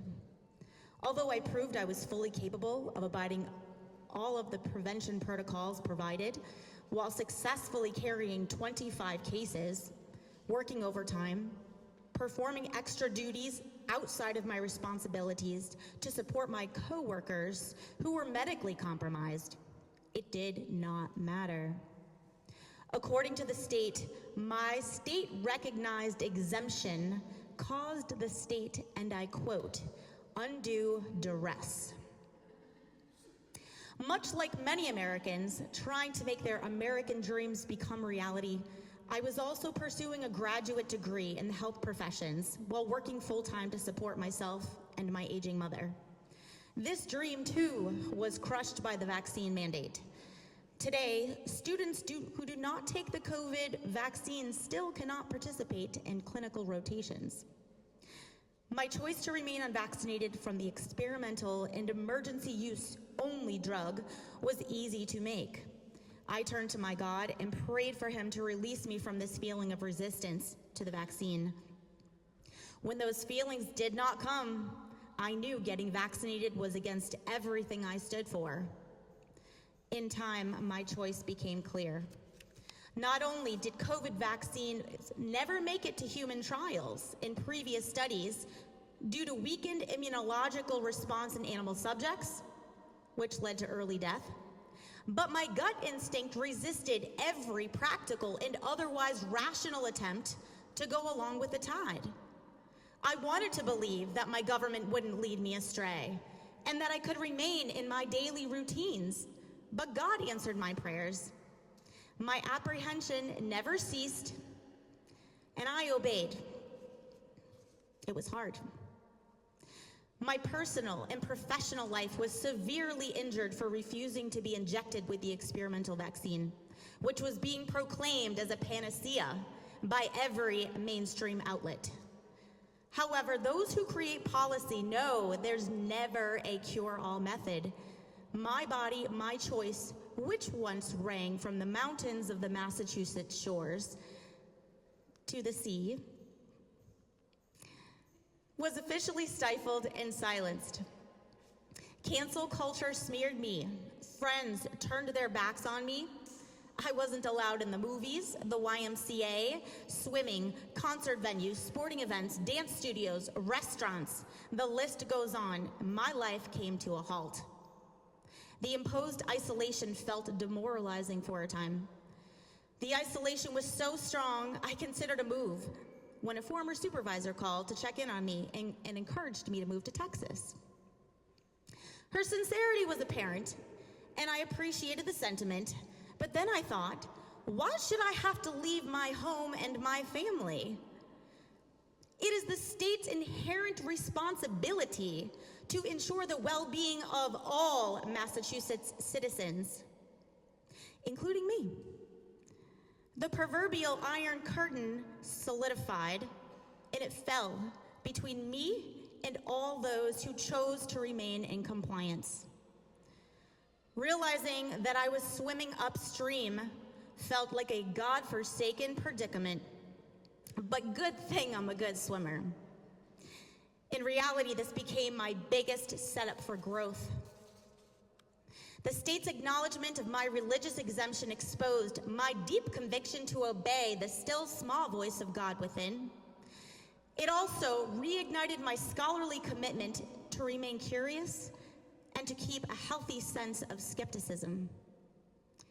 HIPAA was killed by the Massachusetts mandate.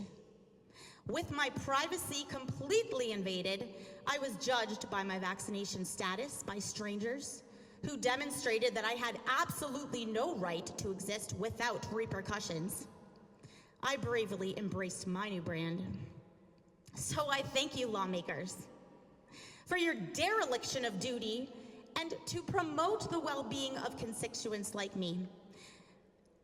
Like many others, I am no longer hoodwinked by your narratives or marketing appeals to blindly become vaccinated.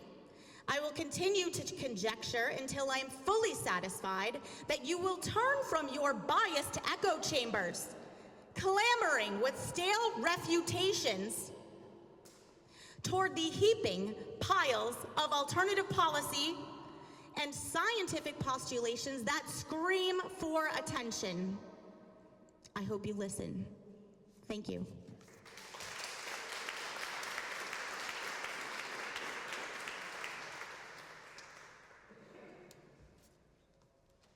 If we're giving awards for the most passionate speech, the award goes to Andrea. Good job. Our next speaker is Bruce Budrick.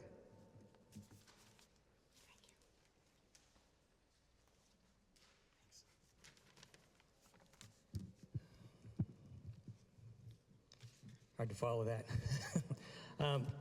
My name is Bruce Budrick, and I am here today to tell my story of how I lost my job at the Department of Housing because I refused to take the COVID-19 vaccine. I started working at DHCD in January of 2014. As a facility management specialist, I would visit all the housing authorities pretty much west of Worcester to help with their dwelling unit safety. I loved my job at DHCD. Then COVID hit in early 2020. By the second week in March of 2020, DHCD sent all of us to work remotely from our homes. All of our duties were conducted remotely. In 2021, I started hearing about the emergency use COVID vaccine. I had a check in my spirit, and I did my research and was convinced that I should not allow that injection into my body, the temple of the Holy Spirit. Governor Charlie Baker issued EO 595 in August of 21. It stated that the executive department employees shall demonstrate that they have received the COVID-19 vaccination by October 17th of 2021. Human Resources were instructed to issue a written policy for all executive department employees to require proof of the COVID-19 vaccination. The policy was also to include a procedure to allow limited medical or religious exemptions. Right. I submitted my religious exemption. After a few online meetings between me and the HR staff and their lawyers, where I diligently presented my case, it quickly became clear to me that there was no intention of providing a reasonable accommodation to me. Their response to my religious exemption said, the department has granted you the presumption that your opposition to EO 595 is based on sincerely held religious beliefs. Unfortunately, despite this presumption, DHCD cannot grant you a religious exemption. They said the reason was the cost associated with managing regular weekly testing would be more than de minimis, a legal term they conveniently used, right? As such, it would pose an undue hardship on the agency. I was hired in January of 2014. I was terminated in October of 2021. I worked for DHCD for 7 years and 7 months. Unfortunately, it takes 10 years to be vested for retirement. I also worked for my country, and I worked 15 years until there was a reduction in force, so I could not get full retirement even in the military. They even tried to deny my unemployment. This wrongful termination has removed any hopes of retirement and has been extremely difficult the past 4 years. The jobs that I have had all been a salary cut. Thank you for allowing me to tell my story.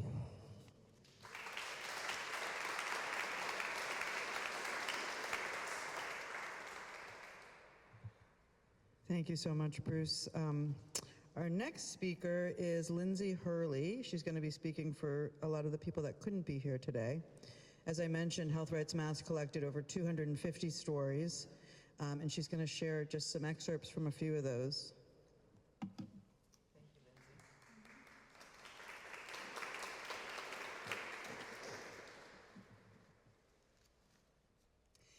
Today, I speak not only in my voice, but in the voices of those who could not be here. Their absence is not silence. It's the weight of injury, grief, and injustice. These are the faces of vaccine injury in Massachusetts, and today we carry just some of their stories into this room. Janet, age 21 from Boston, is a young woman whose mother speaks for her. She says, "My daughter was thriving until the shot. Now she lives in daily pain." Linda lost her husband. To keep his job, he was first in line to get the shot. Days later, he was gone. Kimberly lost her daughter, Alexis. She died 2 weeks after the vaccine. "My child is gone forever." Kay, 51, from Shrewsbury, speaks of her friend.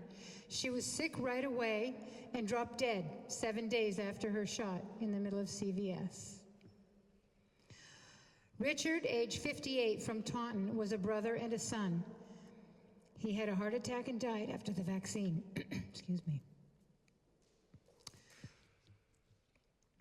Robin, 64, was a lifelong cyclist, riding over 8,000 miles a year and in peak athletic health. After the vaccine, her health collapsed. In 2020, I was strong and thriving. After the shot, I could barely walk across the room.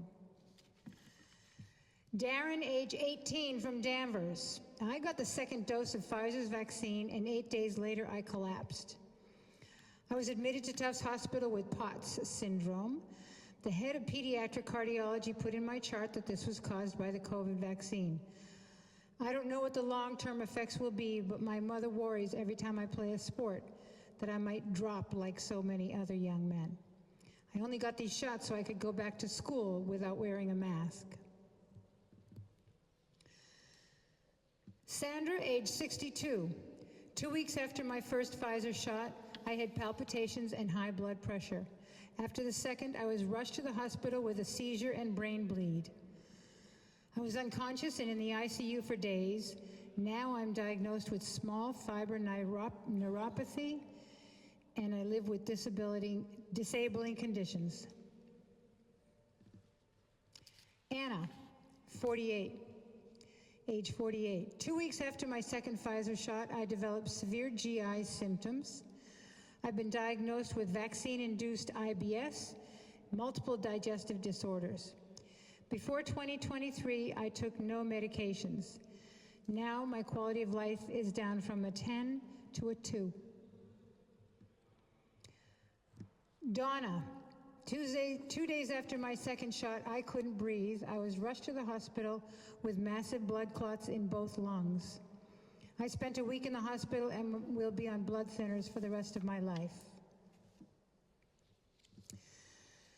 These voices, Janet, Linda, Kim, Kay, Richard, Robin, Darren, Anna, Sandra, and there are so many more, including those who had hoped to come today but couldn't. These people are living testimony of a system that has failed its people. They did not ask for special treatment. They asked for truth, compassion, and choice.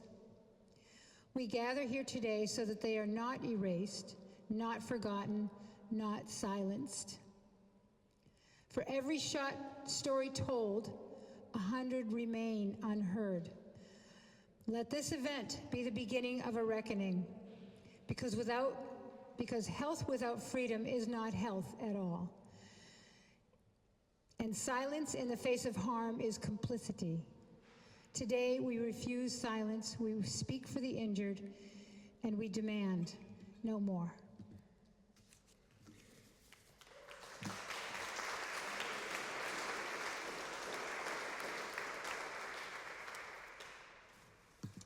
Thank you, Lindsay. Okay, we have, I think, 6 more speakers. Cynthia Neal, you are up. There you are.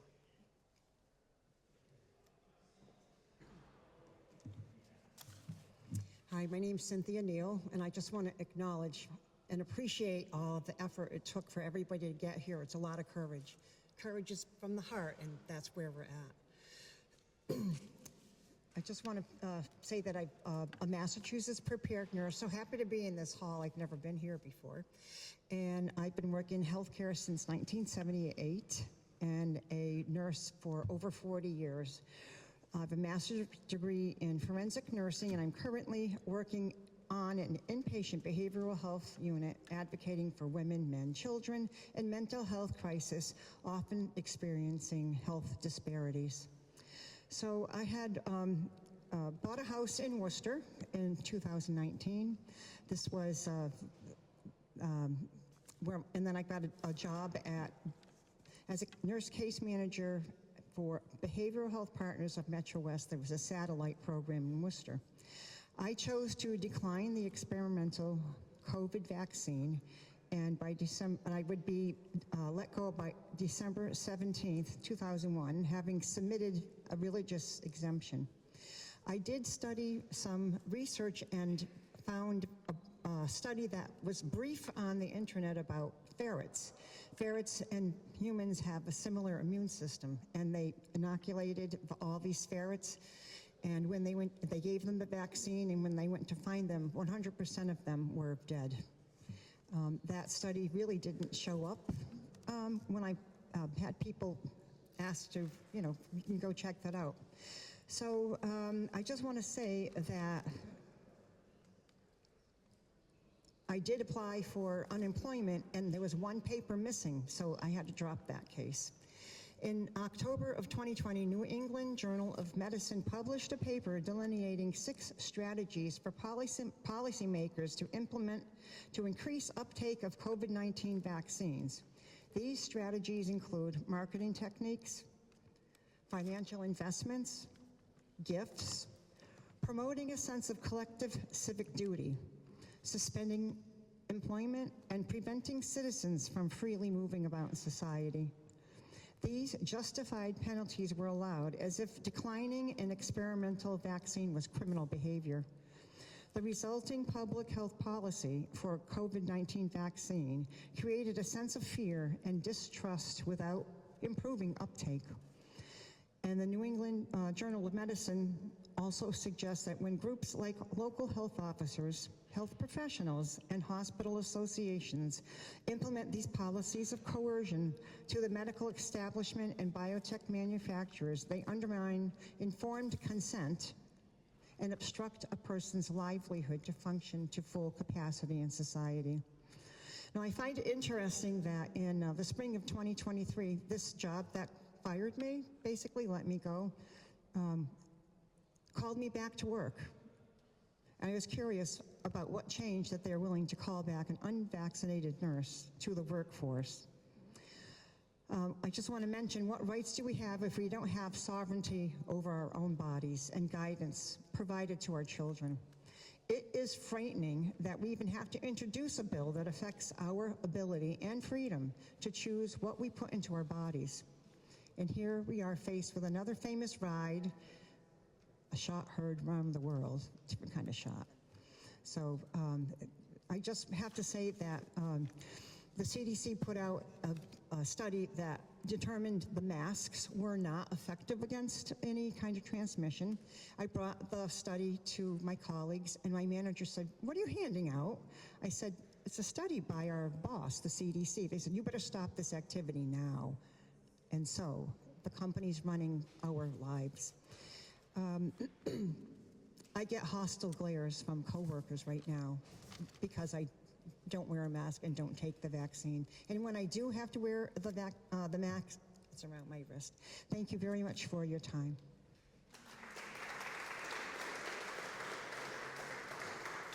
Thank you, Cynthia. Our next speaker is Anne Marie Cromwick.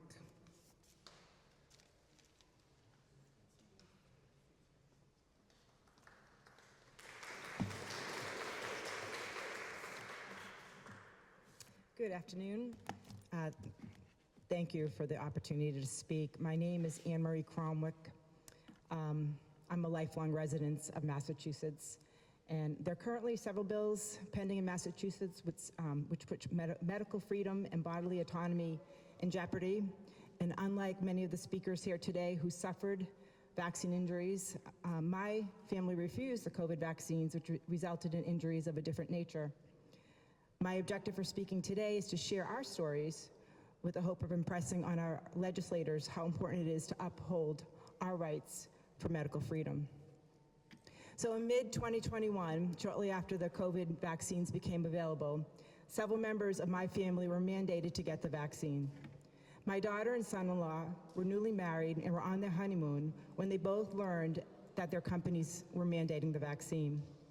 There were many reasons for them not to want to take an experimental mRNA vaccine, among them being the concern about risk to fertility, which was not a parameter studied in any of the clinical trials. My daughter managed to get a religious exemption, but my son-in-law was refused and lost his job here in Massachusetts. My son was attending a private college in Massachusetts when a COVID vaccine was mandated on him. He applied for a religious exemption but was denied. He tried for a medical exemption since he had COVID and had natural immunity.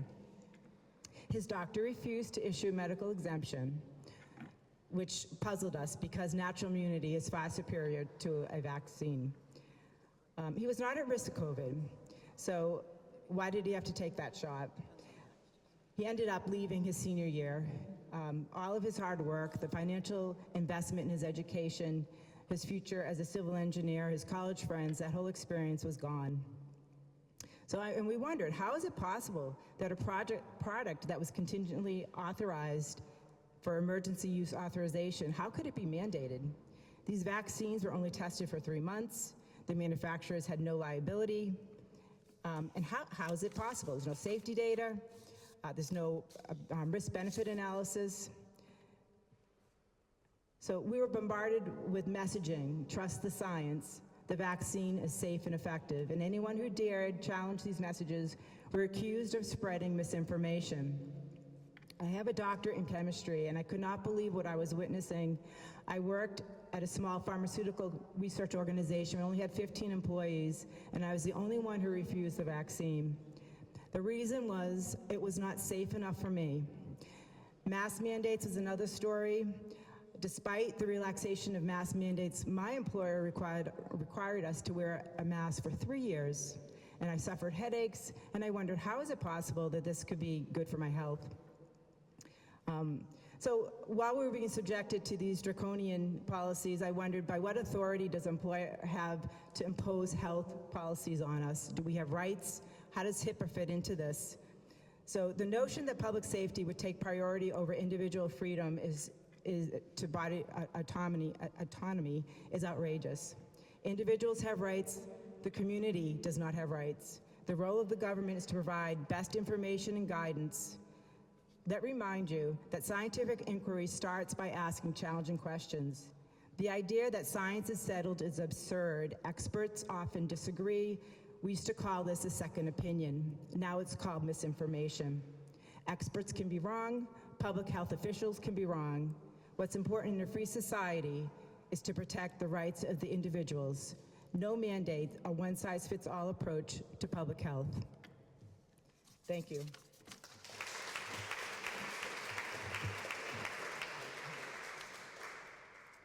Thank you, Anne Marie. Our last storyteller is Brianne Krupsaw, and then we're going to hear some closing statements. I'm sorry. Krupsaw.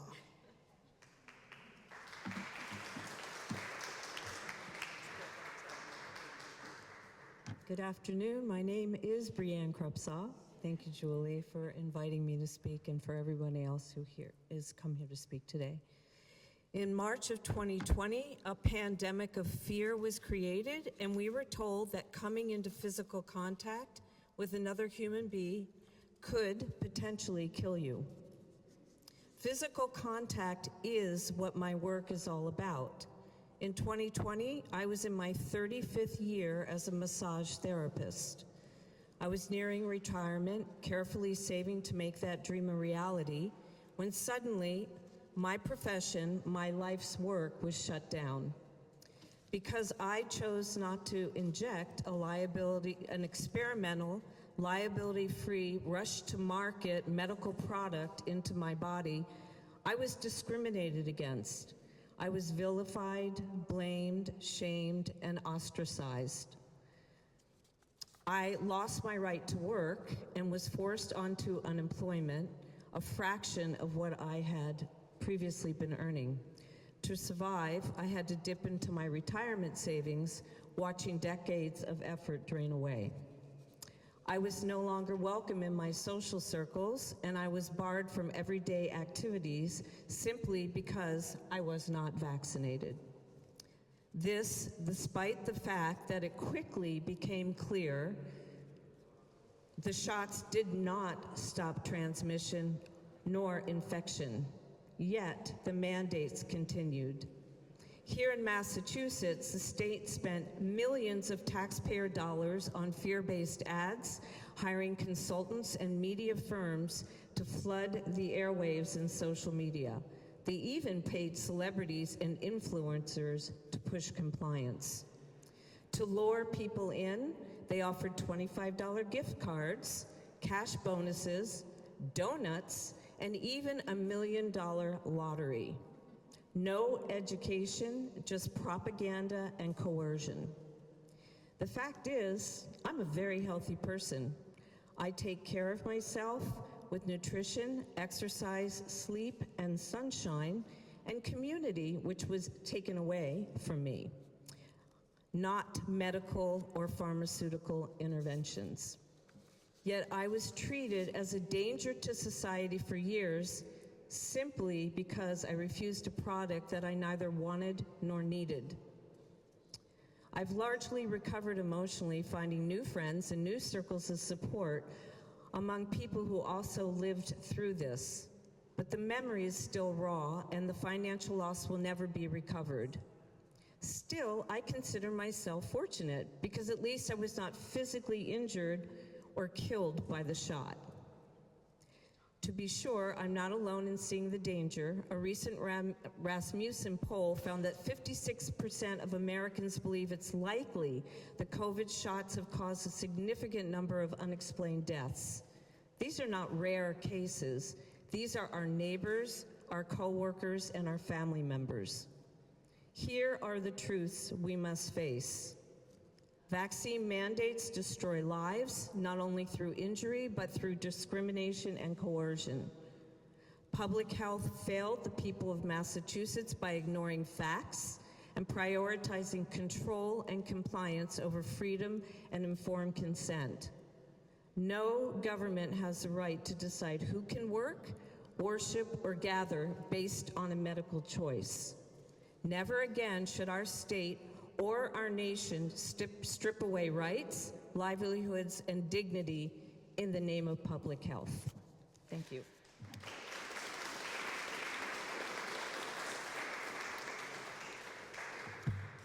Thank you, Brianne Krupsaw. I'm just going to say it right. Okay, next up, we have, to begin the closing remarks, we have Bridget Kearns from Children's Health Defense New England.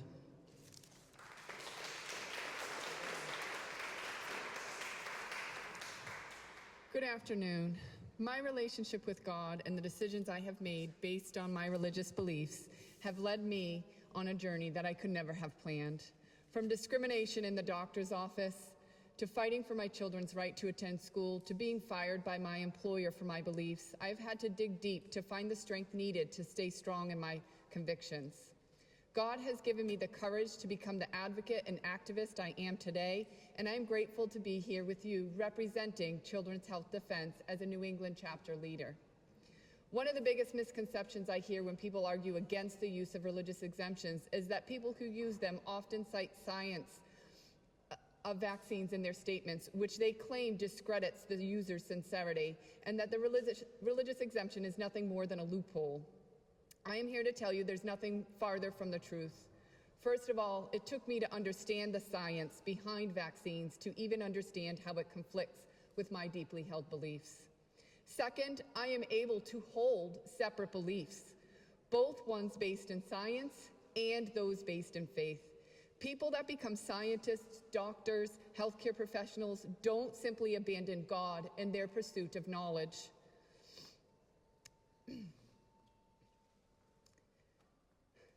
I can only imagine how challenging it must be when an individual's understanding of the science is different than that of what their religious beliefs compel them to do. Finally, when presented with human beings who experience harm from vaccines, it is morally wrong to look away or lie to yourself and others because it deprives them of the help they so desperately need. In my career, I saw patient after patient telling me that the reason they were suffering was due to a vaccine injury. I have taken care of people from birth to death and have seen vaccine injury in all age groups, from seizure disorders to Guillain-Barré to embolic strokes. And yes, I without a doubt believe that vaccines are a contributing factor to the development of autism and the rising chronic disease crisis in our children. Today, I am here to speak about the injured and the scientific evidence that demonstrates that vaccines simply do not live up to the tired lie that they are safe and effective. For the first time, we have enough voices within government agencies that are willing to examine the actual safety and efficacy of vaccines so that we can restore public trust in the healthcare system, uncover who is vulnerable to vaccine injuries, and find ways that can make vaccines safer or establish safer practices around vaccine administration for anyone who wants them. And above all else, we must make vaccines a choice for everyone rather than a mandate in order to participate in society. 2 weeks ago, the U.S. Senate's Permanent Subcommittee on Investigations convened a hearing on how the corruption of science has impacted public perception and policies regarding vaccines. In that hearing, the findings of an unpublished study conducted by doctors at Henry Ford Hospitals were revealed. The rigorously designed study, titled The Impact of Childhood Vaccination on Short and Long-Term Chronic Health Outcomes in Children, examined health records of over 18,000 individuals. It exposed significant health disparities between vaccinated and unvaccinated children over a 10-year period. This adds to the growing body of evidence that questioning vaccine safety, aligning with findings from research by Dr. Paul Thomas and the books Vax, Unvax, Let the Science Speak by RFK Jr. and Brian Hooker. What were the bombshell findings? Vaccinated children exhibited 496% higher rates of autoimmune disease, 453% higher rates of neurodevelopmental disorders, 329 higher rates of asthma, 203% higher rates of atopic disease. After 10 years, 57% of vaccinated children had chronic illnesses compared to 17% of unvaccinated children. The data highlights critical concerns regarding the safety narrative. Further exposed in this hearing was the truth behind the vaccines have saved millions of lives by examining studies relied upon to support this. One particular study published by the WHO claims that an analysis reveals that 154 million lives have been saved by vaccines. This reflects the pinnacle of vaccine science corruption because it is a modeling study that is based on guesswork and assumptions. It is an unbounded estimate that does not factor in the harms up to including death caused by vaccines. Despite all sides acknowledging that vaccines can and do cause harm, we continue to ignore, dismiss, and refuse to study how much harm. The only way one could possibly calculate the number of lives saved by vaccines would be to also take into account the number of lives harmed and lost to determine the net benefit, or is it risk? In ignoring the human lives injured by vaccines, we do not just protect the vaccine program, the medical industry, and the people profiting from vaccines. We fail to study what are the possible underlying reasons that some people experience harm. Who are the vulnerable subpopulation that are at greater risk from injury? How do doctors determine when a condition is caused by a vaccine? Where are the proper diagnosis codes to identify, bill, and collect data? How do you properly treat an injury after it has occurred if we can't even admit that is what is happening in the first place? And where are the emotional, financial, and physical support systems in place for individuals and their families whose health, livelihood, social relationships, and future potential is destroyed by vaccine harm? The biggest injustice of all the harm caused by vaccines is the absolute dismissal and disdain by society and government for people who trusted that they were doing the right thing by taking a vaccine only to have their lives destroyed. It is beyond the pale. There is simply no moral argument that individuals should take risk of harm to themselves or their children in some virtuous civic duty to protect others, especially when the product itself, the ever-growing schedule, and the growing burden of toxicants injected into our bodies is so fatally flawed. Our children are not human shields whose health is sacrificed for the theoretical gain or the illusion of some benefit to society. If we don't have sovereignty over our own bodies, then we are not a free people.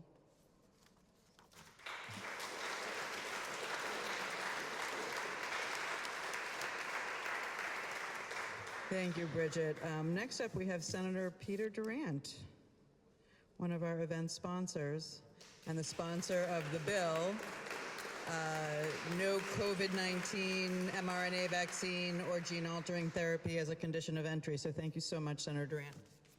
Thank you. and thanks everybody for being here. What an important day. Lift this up a little bit more. All right, how's that? That's better? All right. It's an important day, you know, where, and thank you for coming out and sharing your stories and being part of this. You know, now here we are, we're a few years after COVID, and people tend to forget, don't they? They tend to think, well, you know, it was fine, or yeah, there were some things, and there were some draconian measures, but it's all better now. But we know better, and it's important that we keep that up.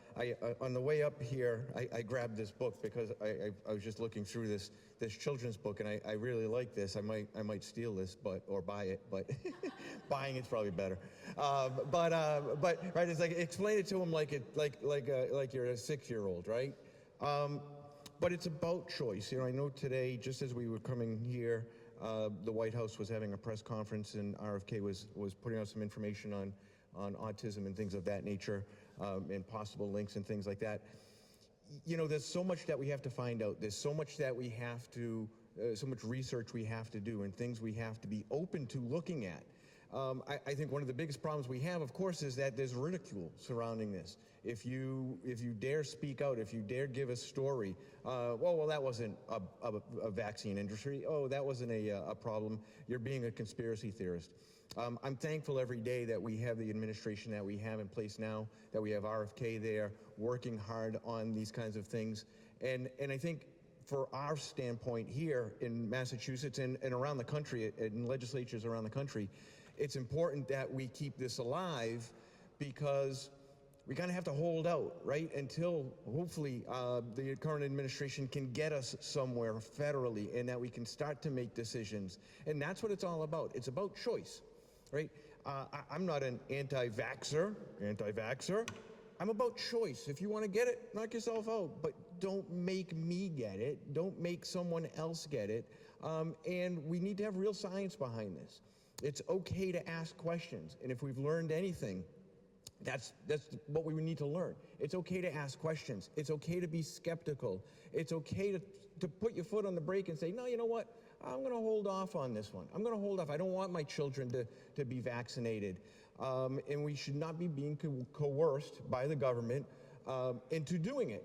And that's what I have devoted part of my career to, as Julie had mentioned, is to putting forward bills that make sure that you're not being discriminated against in going into public places and being accepted into schools. And we're still getting those now.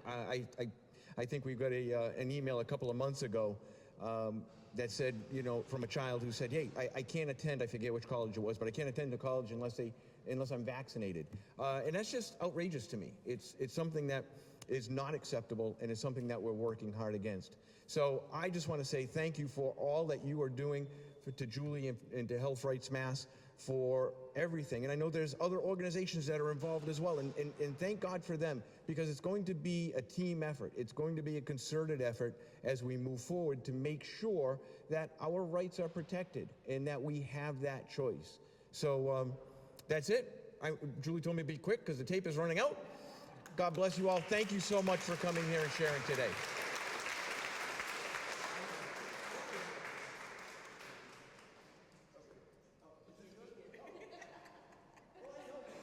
We'll get your copy.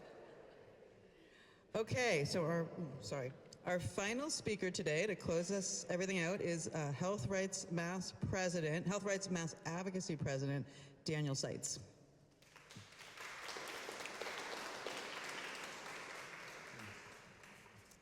Good afternoon, everyone. And I just want to first offer a few words of thank you, a heartfelt thank you to the courageous individuals who have shared their painful stories.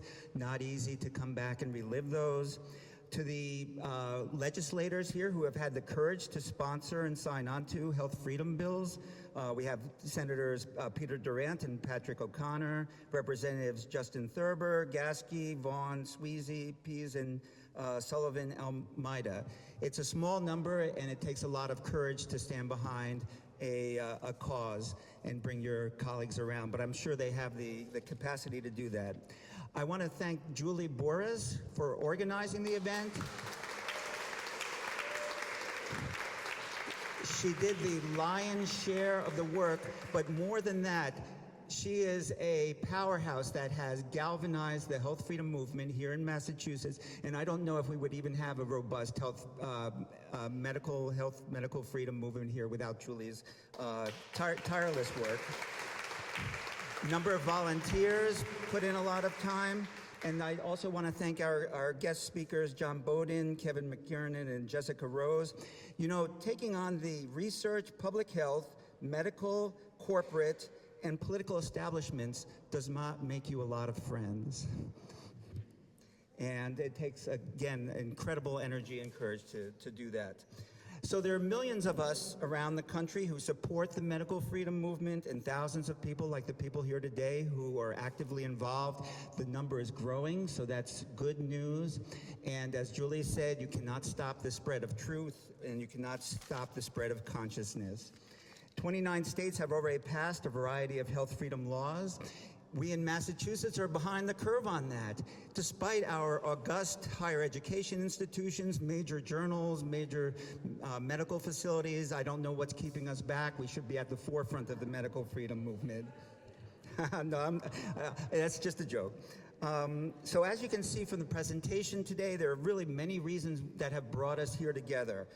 People have been seriously harmed themselves or their family members or friends.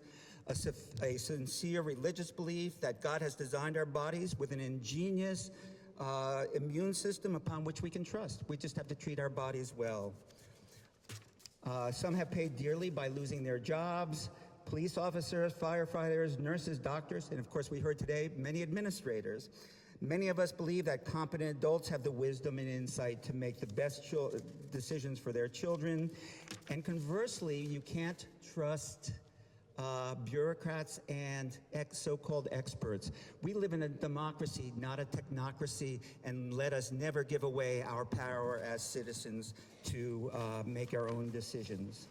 So I just want to end. I actually had a lot more to say, but the tape is about to run out. And I just want to say, first of all, that ours is really, in the end, even though there are so many reasons that brought us together, ours is a moral and ethical stance based on natural law. No one can take that away from us. But it's also a stance based in good evidence. But it's not about the evidence. It's about the fundamental moral and ethical right that we have. So again, a huge thank you to everyone who came here today, took the effort, took the time. And as I walked up to the door, someone walked by with a T-shirt that said, "Failure is not an option." And I don't think truer words could be said than the importance of ensuring that we protect our fundamental bodily integrity, right to informed consent, and control over our own health. Thank you very much.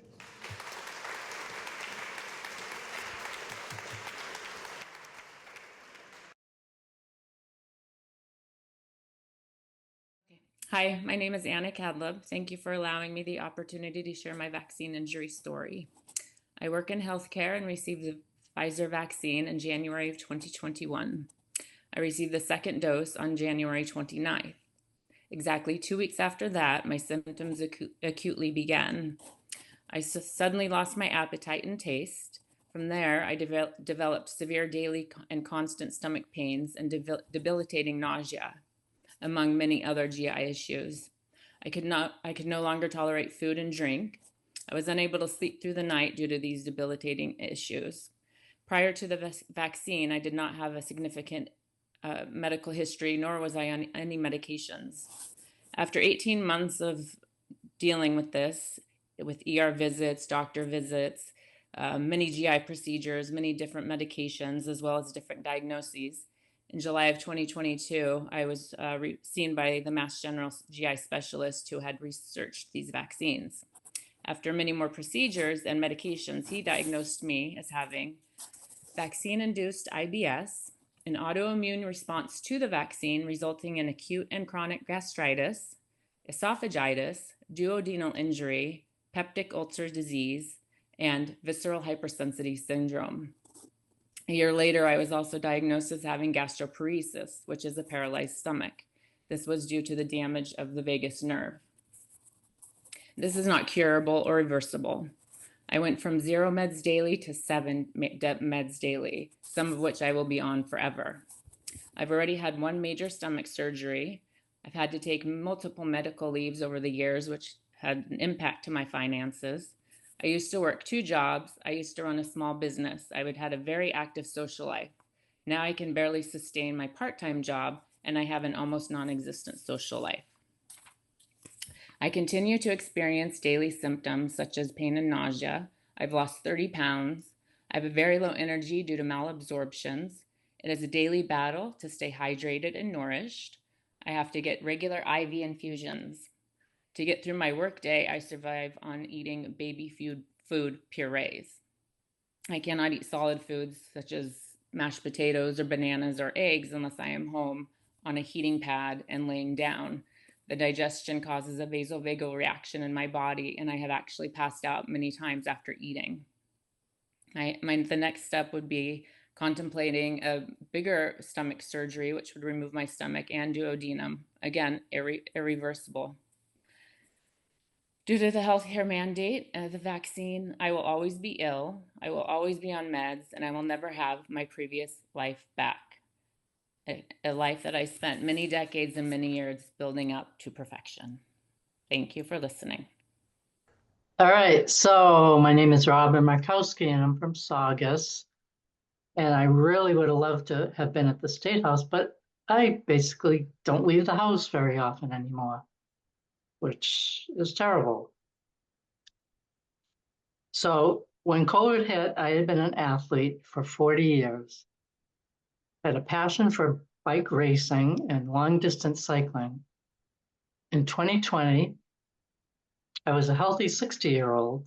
I cycled over 8,000 miles a year and had a VO2 max in the top 1% for my age group. I don't know, I think that's pretty damn good. I was proud of that, and I could do 100 push-ups a day. I was big. I don't look big, but I never get sick. I catch a cold once every 10 years. The COVID mandates that were required for me to keep my job at an assisted living facility stole all this from me. 40 years of blood, sweat, and tears gone in a heartbeat. Shortly after my booster in November of 21, I began having health issues. My veins would routinely explode during blood draws. I developed 24/7 muscle twitching, internal tremors, tinnitus, and heart palpitations that wouldn't stop. I knew immediately that I had been injured. As time went on, my symptoms got worse. I developed neuropathy in my feet and legs, and parts of my body would routinely go numb. My face sometimes, my arm, my leg. Anyway, and I began to have problems walking with my gait. This led to multiple ER visits and visits to specialists.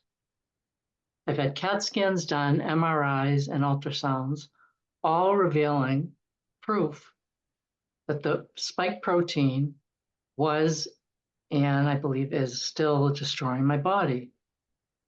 A brain CAT scan showed generalized brain atrophy, cerebellar atrophy, and small vessel disease. I mean, these are diseases that people get in their 80s, not a healthy 60-whatever-year-old. An MRI of my spine showed severe stenosis with spinal cord flattening and cerebral spinal fluid leak. Another CAT scan showed compression of the left renal vein, also known as nutcracker syndrome. That can't be good. Blood work revealed 3 different clotting disorders and a very depressed immune system, which I gotta say suits my mood most days because it hasn't been fun. My once well-developed body is just a shadow of its former self. I am now severely underweight and have lost nearly all my muscle tone. To say these vaccines have changed my life would be an understatement. Nothing in my life resembles the me I once was. If I'm not at the doctor's or having blood draws, I'm sitting around trying to muster the energy to get through another day. This is not what I expected my retirement would look like. To be honest, most of the time, it's hell on earth. I have no idea what my future holds. And although I try to stay optimistic, I think I'm too much of a realist to believe that things will turn out fine. The regret I have is deep, and I deserve so much more than this, as do the millions of others who have been injured or have passed. I just pray I live long enough to see this mRNA platform banned forever, because it's no good. It's no good. Hello, my name is Jennifer. I am an occupational therapist. I live on Cape Cod. I'm going to be discussing my injury that I suffered from the Moderna vaccine. I am a healthcare worker. I was working in a nursing home. Before the vaccines were rolled out, I was actively working in a nursing home for about a year. Before there was a vaccine, we were wearing masks, we were wearing gowns, we were gloving. It took a toll on us all emotionally. I actually was first fired from my job, and my rehab manager's comment was, "We're letting you go because you're not being positive enough during this COVID pandemic," which made absolutely zero sense. But I also was somebody who was voicing my opinion, and I was not following the norm. And there was something in me instinctually that knew that this was way bigger than they were letting us know in 2021. They did pass the mandate in 2021. I received my first vaccine, Moderna, one dose, March of 2021. And I knew immediately when that needle went into my arm, the pain that I felt was excruciating, and every ounce of my being knew that it was poison. And I knew what I had done, thinking what I was doing was best as a therapist, working in healthcare to protect myself and protecting my patients, that I had just willingly injured myself. And I immediately started to have symptoms. Brain fog, anxiety, insomnia, numbness on my left arm, pain that I could not even describe. I was not able to move my left shoulder for quite some time, heart palpitations. I went and had blood work done. My ferritin level had dropped. I had thrombocytopenia. I had reactivated. I had mono that was kind of in my system, but had been reactivated by this assault on my immune system. I started having blurry vision. I used to be a runner, and my resting heart rate for about a year was between 100 and 130 beats per minute. If I attempted to walk at a fast pace, my heart rate would go to 180 beats per minute. I was 48 years old at the time, had no prior cardiac conditions. I went to the cardiologist. I failed my stress test. I had changes on my EKG, and I'm no longer able to be a runner.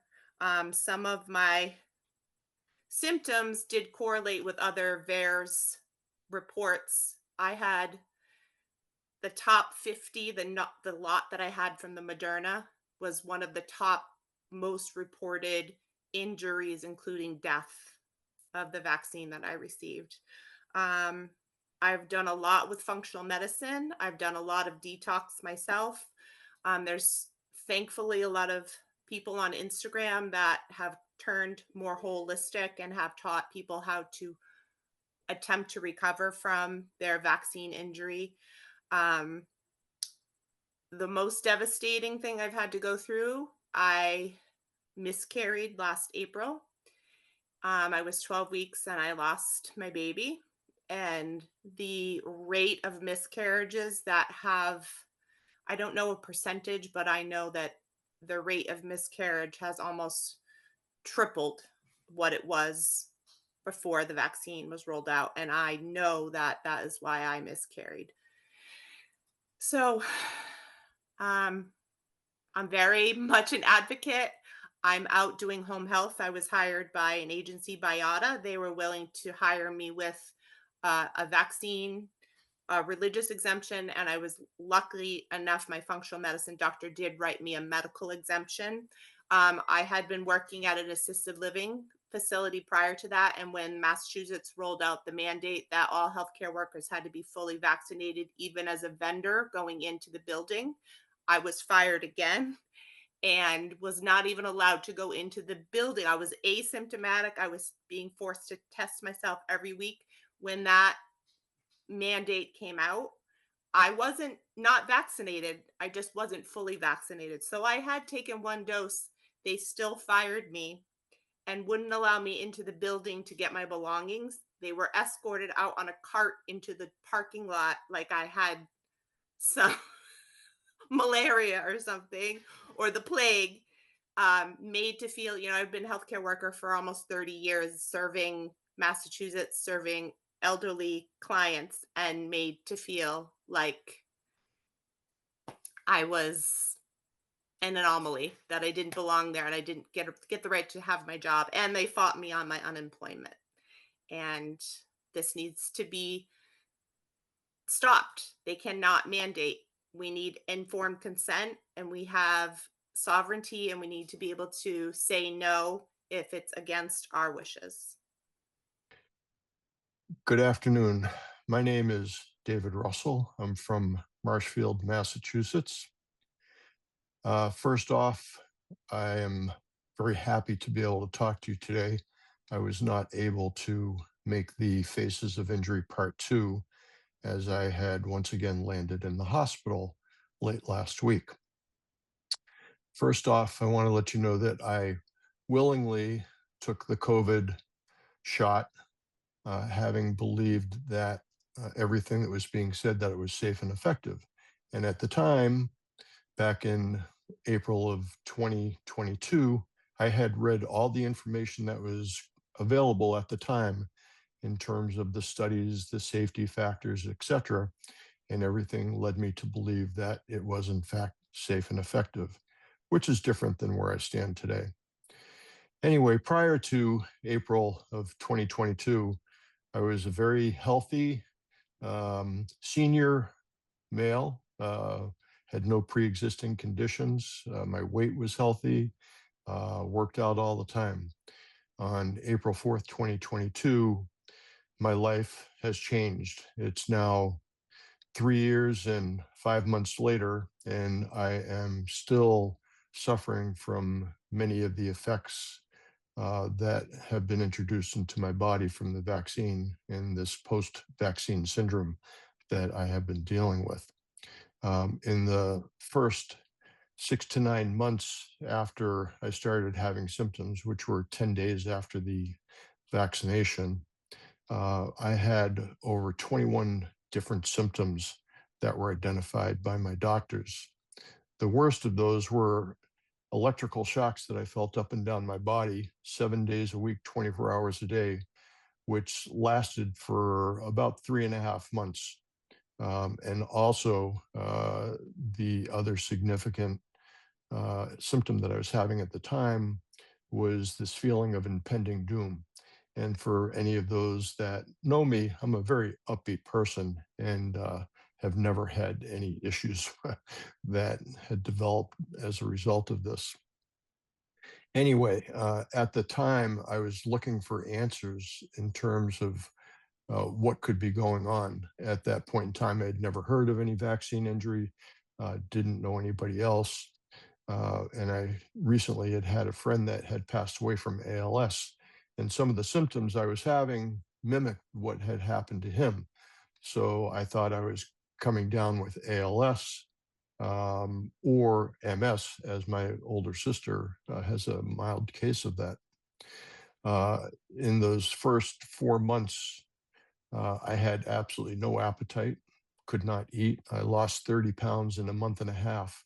It was at that time that my doctor started to believe me that there was something wrong, that something had occurred. Over that first year, I saw 16 different specialists where they were trying to identify what was wrong with my body. Half of those doctors gaslit me, and the other half had seen some symptoms similar to that. Went through about $150,000 worth of testing during that time frame. Anyway, in my search for answers, I came across an article that was written by a young mother of two in Connecticut, whose name I'll leave out right now, but the way that she described her symptoms were almost exactly what I was going through. I reached out to her, got in touch with her. We've actually been good friends since then. And it was through her that I found this organization called React 19. And React 19 is an organization that was created by two individuals that were also vaccine injured, one of them a doctor and another a mother of two young children, both who were in excellent shape before they got the jab. Anyway, the React 19 organization, I found a home, I found a community with literally thousands of other people that are vaccine injured, and I think to date have over 36,000 members that are injured. The organization not only has provided a wealth of information about what they believe is physically going on in the body, but also provides guidance for medical support for those that are not financially capable, will provide financial support in those of need, much greater than the government has ever provided through the CICP program. Anyway, after becoming a member of this React 19 community, I found out that in the VAERS reporting system, which was previously mentioned by one of the first presenters today, there are over 1.7 million adverse reactions from the COVID jab as of June of 2025, compared to all other vaccines, which were in the 40 to 50,000 vaccines all combined together. So there's definitely some issues going on. What I've learned in this whole time frame is that two of the systems that have been created, the VAERS system and the CICP program, which is a program for those that have been injured by vaccines, a compensation program, neither system is really working on behalf of us, the people. Our voices during this whole time have been silenced. There's little to no recognition of this post-vaccine syndrome. There still exist no ICD codes for post-vaccine syndrome. Those are the codes that our insurance company uses to be able to get insurance coverage for any visits to the doctors or testing that needs to be done. Anyway, React 19, on behalf of all of us that are injured, advocates for us both on the federal level and on a national level in terms of raising money, working with Congress. Brianne Dressen has presented many times in Senate hearings trying to gain momentum to help all those that are injured. So I would ask all of you to please consider supporting React 19. And there is just a wonderful movie that has been created, which is called Follow the Silenced. You can find it on YouTube. And I urge you to watch that to gain a better idea of what's been happening to those of us that are injured. Thank you very much for listening. Anastasia, 34 years old now. I got the vaccine back when the work was pushing for at least 100 employees getting it, if you have that amount or more. I was hesitant, but I was like, it's either I lose my job or I get this vaccine. And I just want to throw out there, if I didn't get this vaccine, I would be a single mother not working, trying to support my child. So that was the other thing I had to keep in mind. So I was like, I'm going to do this for myself and my daughter. So I got the first one. I got the Moderna up in the Newton Mall when they had the whole layout going on there. I was perfectly fine. I got the second one. I left there okay. The next day I woke up, I was completely green, exhausted, fever. I wasn't vomiting or anything like that, but I just couldn't move off the couch. And I remember my mom saying to me, "Are you okay? You don't look okay." And that's when I was like, I think we need to go back to Newton where I got this vaccine because they'll know more about it. Is this normal? So we went back there. They said, "Oh yeah, that means the vaccine's working perfectly fine." Okay, that still didn't make sense to me, but sure. So I started getting a little bit better slowly. Fast forward to maybe a month or two, all of a sudden I started to not be able to breathe. And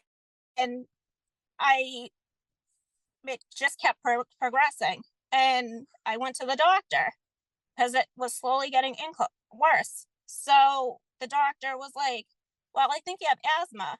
I'm like, I've never had asthma in my life. Prior to COVID, I was running 5Ks, living at the gym. I don't smoke. I don't drink. And when everyone's sitting there after a long day at work, I'm over here running like no tomorrow at the gym and working out. So with that being said, they gave me an inhaler that just gave me anxiety and just made it worse. And then they sent me for MRIs, CAT scans, x-rays, you name it, they went through it. When I was getting an x-ray, the radiologist turned around and told me, "Well, I could give you an Oxycontin to make this better." I'm like, "Why are you going to give me an Oxycontin to make it better when you don't even know what's wrong with me?" She was like, "Well, I think it'll help the pain." I'm like, "I can't breathe. What does that have to do with anything?" So obviously I stormed out of there. And then fast forward to going through this nonstop a year later, and all of a sudden I'm at work and I can barely walk 2 feet in front of me. And I'm sorry. That's when I finally almost thought I was having a heart attack. So I drove myself from there to the ER, and that's where I was greeted by the National Guard, and they wheeled me into the room. And when they brought me in the room, the nurse gave me an x-ray and all that stuff and couldn't figure out what was wrong with me. So I'm just sitting there, laying there thinking, "Oh my God, this is where I'm going to die. They have no clue what's wrong with me. I'm leaving my little girl behind." And I said to my parents on the phone while I was in the ER, "Please make sure that you do not mark died from COVID on my death certificate." They were just like beside themselves when I said that. So finally, the doctor came over and I told him what was wrong with me. And he was doing an x-ray and an ultrasound of my chest. And I know what an x-ray and ultrasound feels like by this point. When he hit about like, I want to say my top of the chest, I was in pain. And he's like, "You have an inflamed muscle that's been ignored from this vaccine for so long. We're seeing this with young adults." And I'm like, "Why didn't anyone say anything to me?" He's like, "If it was let go anymore, I don't know what would have happened." And I'm just like, so if it wasn't for this angel of a doctor, I probably would have been dead by now. I'm sorry. I promised myself I wouldn't get upset. You can get upset. You should have every right to get upset. Fast forward to now, I've been following up with doctors and everything. I now have rheumatoid arthritis because I'm Mediterranean anemic, and obviously no one's going to admit to anything, but I'm guessing it's from the vaccine. Arthritis doesn't run in my family. My entire family is perfectly healthy. We're a very fit, healthy family. And I'm sitting here with rheumatoid arthritis. The doctor will not give me anything other than turmeric. And some aspirin. And now when I go to the gym, the most I could do is maybe 2 miles most. If I go and lift weights, I could feel inflammation start coming in again. So I will never be as fit and be as healthy I was prior to COVID because of this vaccine. So please, I'm begging you, do not force this on anybody. I did not have a choice. If you turn around and tell me I had a choice, I did not, because it was either I go out in the streets with my daughter by myself, or I continue working, and now I have to suffer the consequences. And I just want to thank you for giving me the voice to speak up. My name is Donna Rodriguez. I'm a wife, mother of 2, and resident of Plymouth. I love my family, my friends, and my furballs completely. I'm a passionate advocate for the people and causes close to me. I'm a storyteller, a home chef, a lifelong learner, and a forever optimist. And I'm also somebody dealing with something you can't see. Thank you. I have an inflammatory autoimmune disorder with severe small fiber neuropathy. It started in November 2021, and it's changed my life. It started 13 days after receiving my 3rd Moderna COVID vaccine. It was on Thanksgiving Day after dinner with my family, and it was soaking in all the love and the laughter around me, and suddenly it felt like my legs had gone to sleep, and I had painful pins and needles in my lower legs and numbness. Shaking them or standing on them didn't bring them back to normal. Over the next couple of months, additional symptoms emerged. Numbness, painful tingling and burning in my feet, my legs, my thighs, stomach, hands, arms, and even in my face sometimes. Charley horses in my calves when I was sleeping. Joint pain that made it so hard to do things like even shower, dress, open a can, or close my car door. Eczema rashes all over my hands, severe GI symptoms, vomiting and diarrhea, hair loss, trouble sleeping, bleeding after menopause, severe inflammation, extreme fatigue, and brain fog. It took 11 months, 7 doctors, countless tests, and thousands of dollars in copays to get a diagnosis. A rheumatologist at the lupus clinic at Beth Israel in Boston told me I didn't have lupus. I thought I did. He showed me a study from the National Institute of Health about COVID vaccine injury, and he said that he believed I had a COVID vaccine injury. And when I read that study, any of the people in that study could have been me, just like Brianne when listening to her earlier. And that was in August in 2021. The diagnosis was confirmed by 2 neurologists and 1 rheumatologist. 18 months later, 4 additional doctors, acupuncture, chiropractic, and physical therapy. I still have severe internal inflammation, autoimmune symptoms, GI symptoms, sleep disturbance, extreme fatigue, and incredibly painful neuropathy 24 hours a day. I'm on the maximum dose of 2 medications for nerve pain, 9 different vitamins and supplements, and still my pain level is a 4 to 5 on my good days. My doctors recommended IVIG treatments. These are infusions of antibodies that basically reset your immune system. The idea is that my immune system reacted so well to the vaccines that it can't turn itself off, and my body's attacking itself.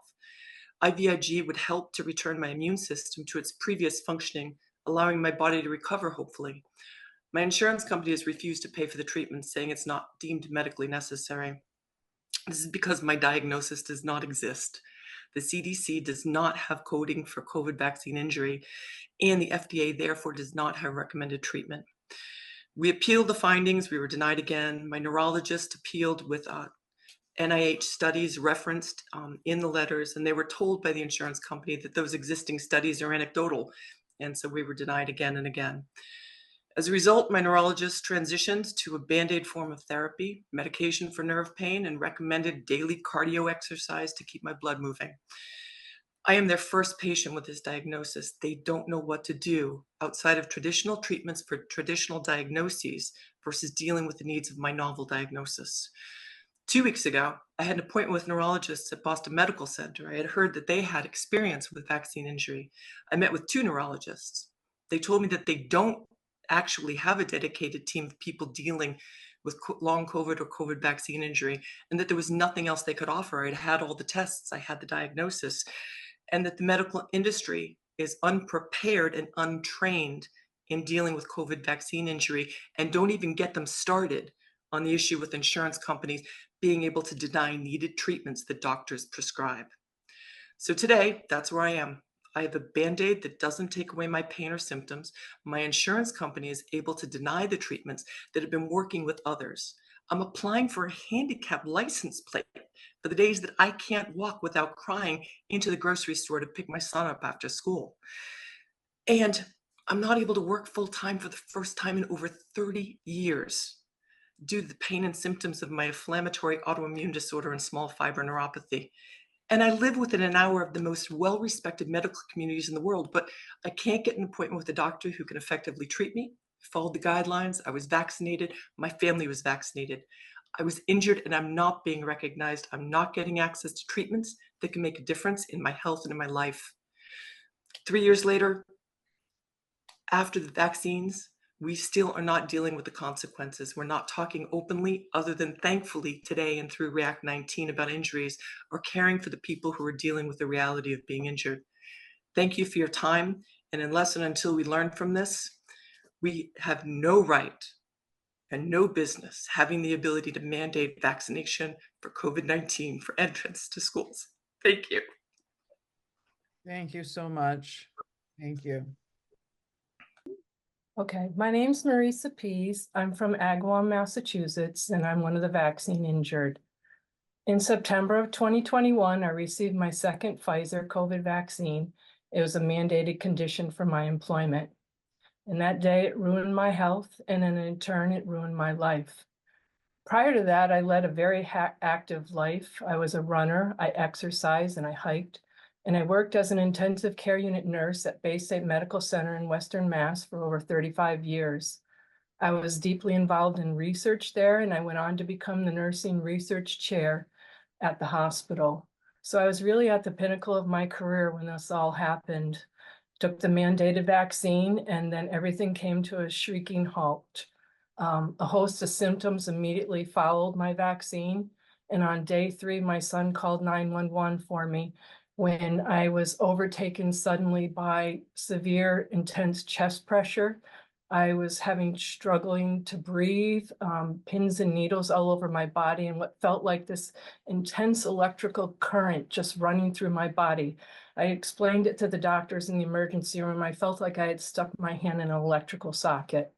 The pressure in my chest was unrelentless. When the EMTs came to my house, my blood pressure was 180 over 110, and my body just shook uncontrollably. That night in the emergency room, they did recognize it as a vaccine reaction, but they told me go home and rest after some fluids, and this should resolve in a couple of days. Well, that wasn't the case at all. My condition just continued to deteriorate. I lost 20 pounds within like 2 weeks. I couldn't eat. I couldn't hold anything down. Chest pains were continuous. I was short of breath. My heart pounded in my chest so badly every night. I'd lie in bed and my breathing was off. I couldn't catch my breath. I would just about fall asleep, and then I'd wake up gasping for air. It was terrible. Night after night, I'd lie there unable to sleep and wondering if this would be my last night. I developed dizziness and near fainting, so I couldn't stand up for more than a minute or two, and I was unable to walk. It was just a terrible nightmare. Sores in my mouth, muscle tremors, twitching of my extremities, rashes on my body, unexplained bruising all over my body. They couldn't tell me why. It was just a short list of like 30 debilitating symptoms that left me bedbound for over 6 months. And it made my life nothing short of severe torture. I was eventually treated for pericarditis. I was diagnosed with mast cell activation syndrome, and it took another 10 months to get into the right specialist out in Brigham in Boston, where I was diagnosed with POTS, posterior orthostatic tachycardia syndrome, small fiber neuropathy, and now just recently I've been told I have mitochondrial dysfunction. So it's 27 months for me now, and although I've made some progress, I still suffer daily, and now I'm disabled. I've been disabled. I've lost my career. In some ways, I consider myself one of the lucky ones, though, because my vaccine injury was acknowledged in my medical records by several physicians, and my employer, Bay State Medical Center, accepted liability for my injury. Many others weren't so lucky like this, as you've heard today. I know this because my most desperate times, I turned to social media for answers. I was attacked, I was censored, but eventually I found a support group with thousands of others, the vaccine injured, who were dismissed and gaslighted, censored and silenced, unable to find the proper care or diagnosis or treatment. People had lost their health, their livelihoods, their careers like myself, and sadly, many lost their lives. So I thank you for listening to me today, and I implore you to look at the data that was presented here today and the ever-growing body of evidence that shows that these vaccines are neither safe nor effective, and help to bring about the transparency that's needed so that we can help prevent this from happening to any other poor souls, and we can help those that are out there injured like myself. Thank you. Thank you so much.